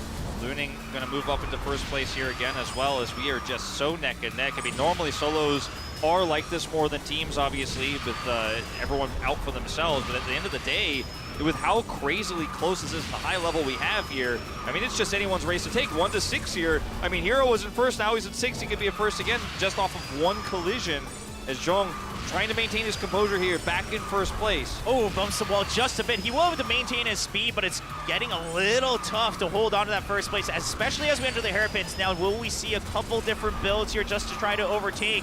Because if you just play it safe, you're going to let JJONG keep that first place. Luning's going to try to cut in first and then try to reset on the second hairpin. He will be able to overtake, and he tries to cut across, but he bumps the wall, giving way to SUNGBIN in first place. Only 400 meters left. JJONG, can he overtake into second? He actually gets bumped off. The track goes too aggressive. JJONG falls all the way to 8th as SUNGBIN crosses the finish line in first place. Oh man, Luning did him dirty, because Luning, the third hairpin, the third part of that hairpin is the trickiest part, because it's the part where you actually have to make the jump. and he took it very aggressively there, but also in a way in which if he collided with anyone, he wouldn't fall into the pit. But he then hit the wall, so then took a very aggressive move to try to get on that ramp and actually just tossed JJONG down into the dumpster. And that is really unfortunate because JJONG was actually, he needed this win so badly. He was up in top 3. This is the kind of win that doesn't get you fully back into things, but it starts to make you feel like, okay, maybe I can pension my style way, my way into a top 4. But finishing in last place here, going to take another point off the scoreboard for him, and really unlucky stuff as Luning will still get top 3. Yeah, I mean, unfortunate for JJONG. He thought he'd be able to keep that boost to actually push into the track, but he actually gets bumped off. I mean, you could just see also, that just shows how desperate he was for that first, maybe first or second place finish. But now we are going to SUNGBIN's next pick. Once again, another difficult track. We go to Desert Construction Chaos.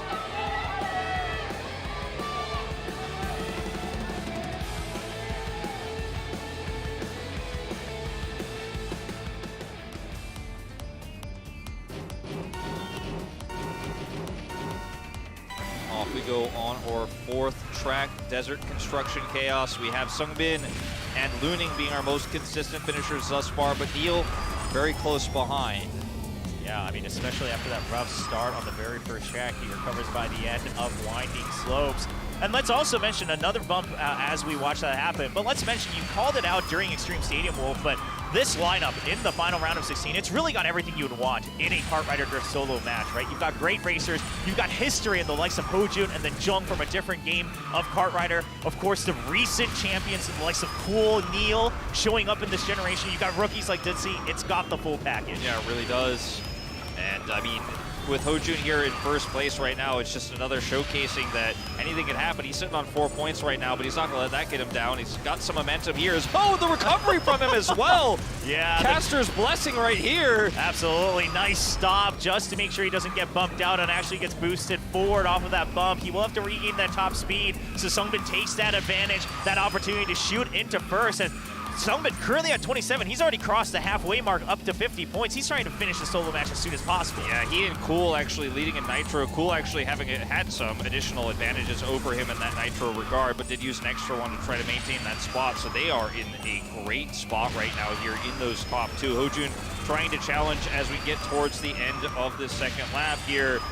Things can get crazy in that tighter section upcoming here, but Cool looking very comfortable at the moment before we go inside the construction itself. Curious to see if HoJun or JJONG put on the pressure as we enter the 90-degree turns. Do they take that risk or do they just play it safe? Say, I'm happy with 3rd or 4th place just to get back into the standings. JJONG starting to try to creep his way in. He blocks out HoJun. Will he put the pressure onto Cool as well? Cool and SUNGBIN, what's their choice? They're just going to slow down completely. No pressure from behind from Hero or JJONG. JJONG looking to get at least 3rd place. He needs quite a few more points to catch up. Yeah, I think 4th even isn't good enough for his standards here, but SUNGBIN looks like he's going to take another first here unless Cool can pass him at the last possible moment.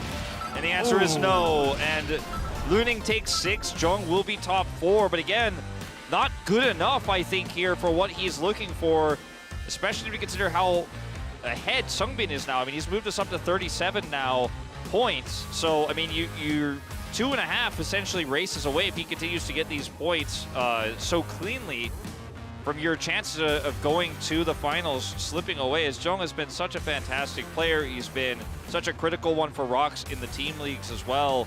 And for him to drop out of this one in bottom 3 would be pretty unexpected. I know he came in as a weaker seed, but for me, coming into this, I thought with the improvements he's made across this season, he was almost a shoo-in for me, but so far hasn't been the case. He's shown glimpses of that, right? He has shown us some flashes of brilliance, some of those moments where you could see the aggression coming through, but we need to see first place finishes from him now, because if you're hitting 4 every time, 4th is okay, but 4th is not okay when you're sitting down at 7 points.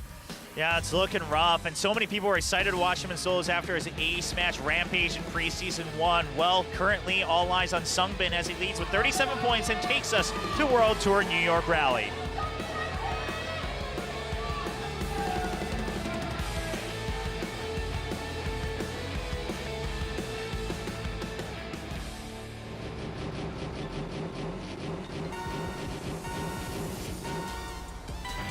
The race is off, and if SUNGBIN gets first place once again, we are all but guaranteed to end in the next track, as he will only be 3 points away from 50. Yeah, he has just been so consistent, so phenomenal. If that does happen, it is going to be rough for those players at the bottom. HoJun, JJONG, Duzzi, as KOOL and NEAL are both tied at 15 at the moment, so keep an eye on that kind of mini matchup within the group itself to see which one of those players is going to pull ahead into that 4th place spot. As Luning challenging first place here with Hero and HoJun right now on this one-lap track here. Historically has been a fantastic one for NEAL in both solos and team. Yeah, and we'll see if HoJun also, if he can shoot up forward into first place, especially ahead of JJONG, he might be able to edge his way into first place. NEAL's going to avoid the collisions, goes all the way on the outer side on the left, still able to catch right back up as they enter the boost into the terminal, now going out to the park. And Luning just knows how to pull away from these stressful packs. It feels like he's just always able to break away and come away the victor here. But KOOL playing more aggressively now, challenging him in the 1v1, first and second here. Yeah, KOOL now shooting out to first as well. You mentioned it, the mini battle between KOOL and NEAL, and then eyes on HoJun and JJONG, but they're already so far behind that they're not even catching a glimpse of the potential 4th place mark. It's really the battle between KOOL and NEAL to see who can shoot ahead. And KOOL with a great block on Luning, maintaining that first place. We enter the final turns. We're going to that straightaway strip. Will the boost be enough? KOOL's got double boost already. He's got another one, but Luning hits that top speed. He's getting the block, and NEAL, no, it's going to be KOOL who still edges him out with that extra boost at the very end. So close. NEAL was almost sitting there on the edge like, you guys can fight 1v1 all you want. I'll be the victor of your little battle. He almost takes first, but will move up to second. So KOOL and NEAL both tied for 15 until this moment. KOOL will pull ahead, but both of them actually getting a significant amount of points. KOOL will take the 10, NEAL will take 7, and Luning in that 3rd place spot, of course, will take the 5. So continue to move up. And KOOL will actually break Jimin's track record here just slightly by about 0.1 seconds here. So very impressive stuff here. We are starting to really get towards the end now. SUNGBIN can still end this on the next track if he takes a victory here. Yes. NEAL and Hero still battling it out for 4th right now, but even Luning's spot is not guaranteed. Yeah, and it's crazy to think that a racer like NEAL might not make it to the final 8, but then you look at the rest of the lineup here, and we could say that about literally every single racer on stage. It's just how close it is, but SUNGBIN, of course, in quite safety. Even if he doesn't finish the race, he should be safely in the top 4, so he's breathing a sigh of relief as we look at the next pick. It's coming from KWANGDONGFREECS' KOOL. We go to Village Boom Hill Tunnel.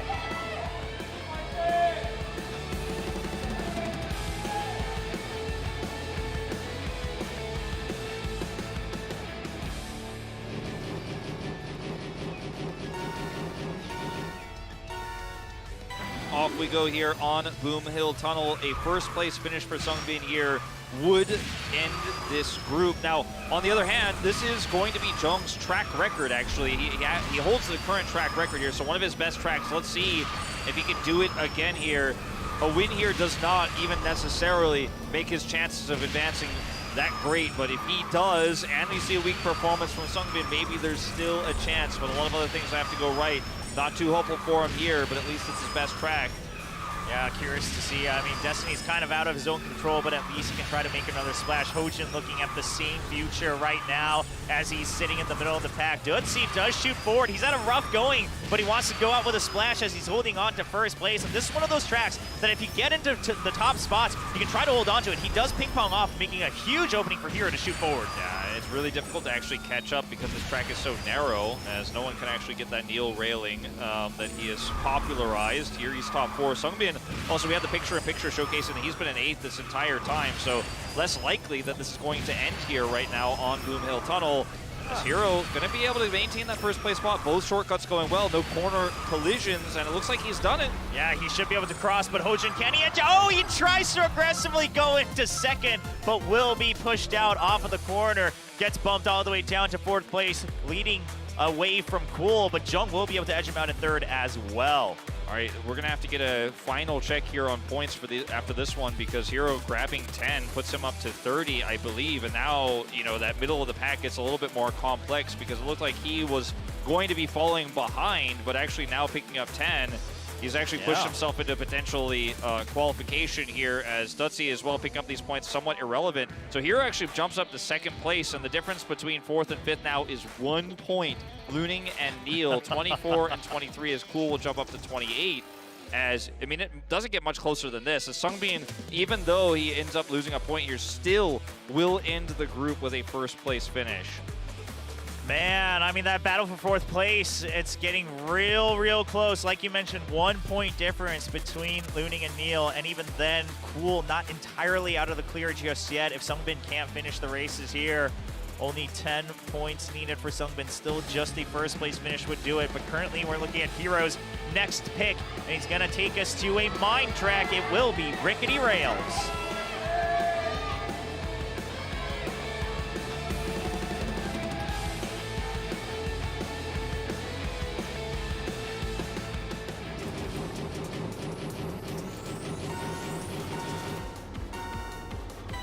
And the race is off. SUNGBIN just wanting to end the night here early in the round of 16 final match for the solos, but he's not quite at the top spots just yet as we kick off this track. Man, and Luning's start though was pretty fantastic. He was able to cut to build some nitro while also blocking 4 people and then pulling into the first place. That was a fantastic start for him. Won't be able to maintain first place, but build a ton of extra nitro here, as NEAL is the one who's now actually pretty far ahead in the pack here with Cool. 2 players competing directly with each other, but it's really about NEAL versus Luning more than anything else right now. Yeah, NEAL just wants to shoot ahead, get that little bit of margin breathing room as we enter the second lap. A 3-lapper here on Rickety Rails, and of course, this jump as we're entering the next cave can get a little risky when you're all bunched up like this. But for now, everyone's stabilizing, avoiding too many aggressive collisions. Cool trying to push into first, actually takes that center line there, and we'll be able to avoid HoJun and SUNGBIN with no collisions there. He's still maintaining his opportunity here with that extra nitro to take first place. Moving to the final lap here, as it is neck and neck, but lines kind of have been drawn here as Luning is in the center of the pack. He's going to have to do something pretty unusual here if he's going to break into top 3. Yeah, he's going to try to overtake NEAL. Now, NEAL will get pushed into the wall. Meanwhile, SUNGBIN, if he can just even get into the top 4, he's going to make things very locked in for the next track to be the last as he inches closer and closer to 50 points. Oh, man, Luning with that aggressive attempt here actually is paying off. He and Cool in those top 2 spots. Luning took some really nice centers to actually avoid collisions. Not the fastest, but the safest. And second place, he'll be happy with that. It is going to be NEAL who ends up going down to 8th and will lose a point. So Luning picking up a ton of momentum here. He'll jump up to 31. NEAL drops back to 22. And that's a 9-point difference between the 2 of them. Cool as well with the win here, jumps up to 38. And NEAL, this is a loss that might actually affect his ability to qualify for the finals. One of the finalists of last season. And you know, this is not the look you were looking for here, unfortunately. And he had such control for most of this track, but now he's at 22 to Hero's 31. Luning also tied at 31. The gap is wide. He really needs to not only probably take first place here, but also hope for some unlucky finishes for his rivals there. That's a loss you just cannot take in 8th place. Yeah, this is looking pretty tight, because here's the thing. Now SUNGBIN, he's got a little bit more margin to work with, right? Even a 2nd place finish on this next track will put him at 50 points, exactly at the cutoff. So we'll find out as we go to Cool's next track choice in round 8 in his World Tour Rio de Janeiro.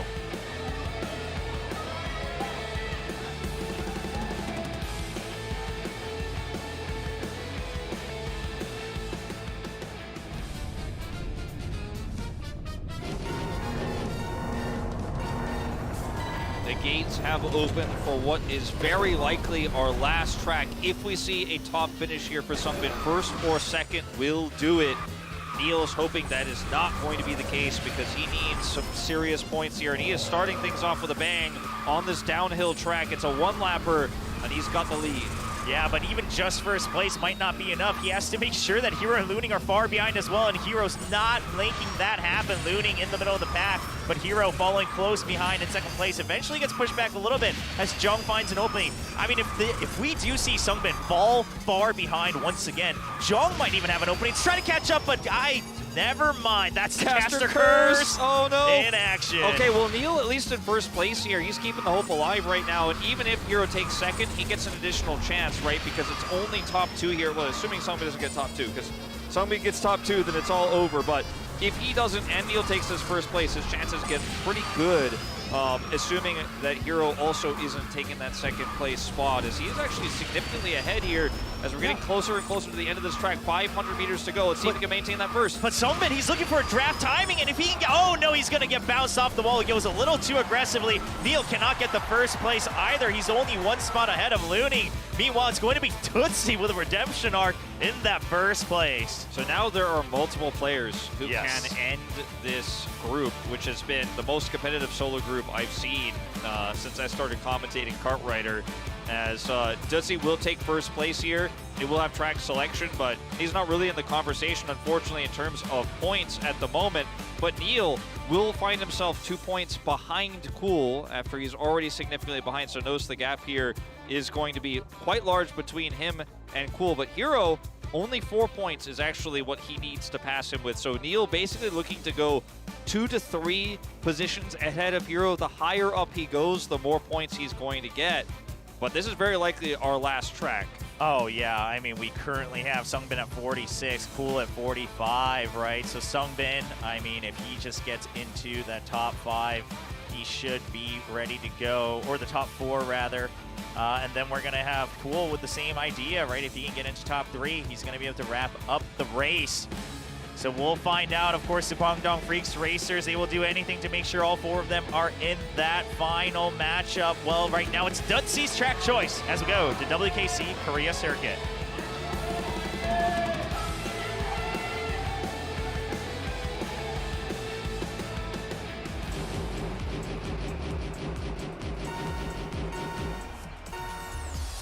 And the race begins, and currently all eyes on NEAL. Can he return to another Final 8 solo match? Or, as the previous runner-up, will he be eliminated here in the round of 16? That is the question on everyone's minds, and the question that NEAL will have to answer is, does he bounce it back super big in this group? But it is just, unfortunately for him, a little too late. And on the side of NEAL here versus Hero, you're up against Hero, you're up against Cool here, but Cool, 5 points to go, SUNGBIN, 4 points to go. I mean, it is very likely our last track, especially with how SUNGBIN and Hero both are racing right now. Yeah, I mean, with the lineup right now of where SUNGBIN is, we are most likely looking at the finish. However, NEAL, he has to try to shoot forward and put Hero in the dust if he wants to overtake him. Currently 4 points apart. So NEAL, ideally you get first place and you push Hero down below second place to make sure you absolutely secure that top 4 seed. Yeah, NEAL pushing into first right now, 2 spots ahead of Hero, would give an additional 5 points here over Hero, and with the positions would actually prevent us from ending this race, with Hero actually dropping back, but it is so close right now. JJONG does have the track record here, and he is in first place, as Cool has dropped down to 8th as well. Yeah, Cool's not quite in contention to finish the race. SUNGBIN still could get a draft timing around one of these corners to try to finish the match right now, but NEAL, for now, he just has to focus on his own race, get first place. He cannot look back and think about where Hero is. He just has to control his own destiny for the time being. Okay, he is battling with Duzzi here. Any collisions could prove disastrous here as Hero, if he passes NEAL here, I mean, it is almost done for NEAL. But actually, Duzzi being the buffer between NEAL and Hero is helping NEAL out a lot. Absolutely. Not only in points, but also in this track itself. Yeah, and SUNGBIN shoots forward into the top 4 as well. This could actually help secure NEAL's victory, but NEAL needs to cross the finish line in first to absolutely secure it and not leave it up to fate. He's going to try to break away, just make it safely across in second place. Duzzi finishes in first, and SUNGBIN will finish in third, meaning that he crosses the 50-point mark. Now the question is, NEAL versus Hero. Second 7 and points. 5th place. I believe we have a tie. I think it's a tie. Yeah, it's a tie right at 32. Or is it? Wait, hold on. I may have done my math wrong on this one. It but should I be think it's 34. 34, They're that's right. tied at 34. Yeah. I think it's a 34 tie. points. Yeah, it's a tie. So let's take a look. Let's take a look at the final standings to confirm and make sure I didn't do math wrong on stream. But Hero picks up 3, and yeah, There it NEAL is. picks up. So Oh, actually a tie. 3-way tie. Luning as I well. have never seen this before. We were actually just assuming that Luning would still be able to shoot forward to a certain amount, but Luning finishes so far down below. It's a 3-way tie, and only 2 of those racers will be able to move on. Meanwhile, Duzzi, JJONG, and HoJun will be eliminated from these solo matches here in KDL Preseason 2. Yeah, great run from them, but still a, you know, I feel like they weren't able to live up to it in this group tonight, you know, and the best racers will win. As I have never seen a three-way tie, so my assumption is it will just be the third player is eliminated, and the first two spots will matter, of course, for seeding. So it does still matter whether you're going to get that third seed or the fourth seed. But NEAL, man, it's always the drama with this guy, isn't it? He's just always in the center of attention. He just wants to be the protagonist, right? He wants that arc. He wants that drama to build the stories here for KDL. And hey, I mean, if I'm organizing the league, I'm thankful to NEAL, right? He's making things as interesting as possible. But the runner-up of Preseason 1 now in a three-way tiebreaker potentially for elimination from the round of 16. Two of the Aura players who weren't able to make it to postseason, but had a fantastic set of speed runs this season. I mean, it's a pretty hype tiebreaker we've got on our hands.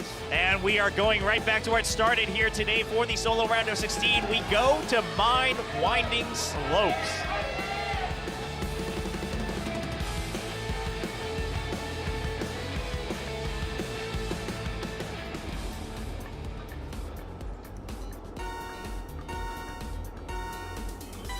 Three racers start the track, one lap to decide who will be eliminated here in the solo matches. Hero with an awkward start here is going to try to get some additional nitro in these cuts, but it's not going to be the efficient start he was looking for here. We'll have that extra nitro here for just a second. Won't be able to catch up with it though because he lost way too much off of that start. You can see that he used an extra nitro and is now a nitro behind Luning and NEAL. And this is going to be a battle for third and fourth, the first and second places, but for Hero, he needs to make himself part of the equation here, part of the conversation, because he's out. He is not going to the finals if he cannot actually maintain one of these top two spots. He's got a chance now. Yeah, he's in draft range finally, and we do have quite a few more turns coming up, so he should be able to close the gap just a bit, but he's really only going to get one or two chances at this rate. Yeah, he really is running out of steam here, taking some very aggressive inners because there's no risk of collision with the other players. Avoids all those posts here, because that could be your doom. An aggressive match like this here on Winding Slopes is just not quite able to keep himself, though, in the conversation, and he's not able to maintain really strong draft range. Does get one up here, looks for the spin turn here. Oh, but he loses to his speed and still bumps the wall, and here's the thing, now you're completely out of draft range, and unless a mistake happens from the first two players, it looks like Hero will be eliminated. NEAL actually going to overtake Luning on the jump, using the boost in the air as well. And NEAL will be moving on in that third seed here from the final match. That does put him over on eventual 7th seed in the final 8. It will be Luning in the 8th seed, and unfortunately, Hero, who entered the final match with the yellow stripes in first seed, will be eliminated from the solo matches. Yeah, such a close one there, but it was a rough start from Hero. Just really couldn't get the start he was looking for, then tried to cut for extra nitro.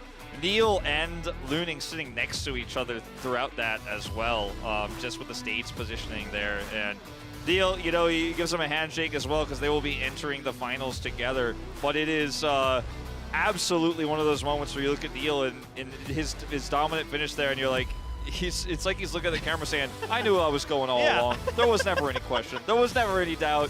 I mean, that's the thing about this guy, right? You can hardly count him out in any scenario, and you can just see from the scoreboard, Hero not able to get a single draft. He just had such a rough start, never quite in range to catch up, and NEAL will be moving on. But yeah, again, I mean, this is why he has so many fans, both in Korea and, of course, globally as well. He's representing, of course, kind of the global audience single-handedly here in the KDL in Korea. Will finish in third place here in the round of 16 final match. And so we have our final 4 joining the final 8 of the solo matches in SUNGBIN, Cool, NEAL, and Luning. Yeah, if you're just tuning in, first of all, you missed one of the coolest solo matches of all time. But of course, NEAL, Luning, and Hero tied, and it was a 3-way tiebreaker. Hero with a really unfortunate start will fall and was never really able to catch up. Although he tried. He really did, but yeah. Threw everything he had right at the wall, but eventually the pressure got to him as well for that spin turn near the end. Couldn't maintain his speed, hits the wall. And for HoJun, you know, I mean, if the kind of transitive property holds true of like what his preseason 1 performance was, his preseason 2 performance was. Maybe it'll be the first regular season of KDL where he makes the finals. You know, maybe if he could continue to maintain the improvement rate, he might be able to find his way there. He underperformed a little bit today. Hero underperforming. JJONG as well, despite being the record holder of several of these tracks, just wasn't able to live up to the top 4 we have. Yeah, and I'm glad you mentioned that, right? Because despite HoJun being eliminated, a lot of people looked at it and said, okay, the amount of difference we're seeing from preseason 1 to 2, it just shows why he has so many champion titles under his belt from Kart Rider League. And JJONG, sure, this is his first time entering Souls, and we have to remember, while his ace matches are great, that's just a 1v1. Yeah. You have to learn a whole new set of skills when you're racing against 7 other racers. Exactly. And I mean, for HoJun, it's got to be just his training regimen is just so good. And like, he knows how to prepare. He knows how to prepare for tracks. He knows how to improve. He knows how to look at his own gameplay and the gameplay of his teammates, by the way. Sensation having a fantastic season as well. And really actually lead the charge and make those improvements happen. And I think while everyone's improving, being one of the players that improves the fastest is very important. And we'll see what he has to bring for us in regular KDL Season 1. Yeah, of course, we're all looking forward to that. But we still have a little bit of preseason 2 left. Let's review how things went down today, as we will also be looking forward to the very final matches of both the team matches and solo matches here of KDL Preseason 2. Now, of course, the night started with the team match lower bracket final. Seongnam ROX trying to challenge the KWANGDONGFREECS, but KWANGDONGFREECS say we want to stay alive to defend our title as preseason champions. Went 14 tracks, technically 15 with 1 track replayed in speed, but didn't end up going, of course, to the ace match. Was very close, but ultimately at the end, even with the review, the result will stand. KWANGDONGFREECS take a 2-0 in that one, and will have the opportunity now to defend their title and rematch Live Sandbox in the team finals. Yeah, that should be very exciting. Of course, Live Sandbox does have a revamped roster, as 2 of their racers did have to enter mandatory military service here in Korea, so unable to continue their pro career for the time being. It's on hiatus. They brought in 2 new players, had a little bit of a change in roles as well, and they're still moving on to the grand finals from the upper bracket against ROX, and now KWANGDONGFREECS rising back up to challenge them for that title. Will be on Sunday, so a week from today. So roll your clock back 2.5 hours from where you are right now, and then that's the time it's going to start on Sunday, the 23rd. So that's Korean Sunday, of course, so make sure you check your time zone as well. But like about 2.5 hours before what time it is for you now, that is where that's going to be starting. And then, of course, on Saturday, our next matchup will be the solo finals. And I mean, you can just tell from the jersey, we got 4 all members of KWANGDONGFREECS in the top 8. Spear, World, SUNGBIN, and Cool, they're representing the KWANGDONGFREECS. And then you've got Ding representing Seongnam ROX, Jimin and NEAL continuing to hold the titles here for Live Sandbox, and Luning as the lone amateur player actually under the Aura banner. I mean, there is no clear favorite. No, I mean, there just really isn't. I mean, you have all the KWANGDONG players in here, as you mentioned, 2 representatives from Live Sandbox. I think Jimin has really improved so much. I mean, he was always already so good, but he's improved so much. Luning finally getting his first finals. Ding, who had an amazing performance. He's actually the yellow racer going into this one as well. I mean, anyone could take this straight up. Yeah, and Ding, I mean, we even saw it today, even though they lost as a team to KWANGDONGFREECS, he was still constantly getting those first place finishes, or at least challenging for it. So that should be a very interesting one. Of course, the solo match finals, it will be starting on Saturday, and then the team match finals on Sunday. You don't want to miss it. Thanks for joining us here at the KDL. My name is Will Cho, joined by Wolf, and we'll see you next week for the final matches of Preseason 2.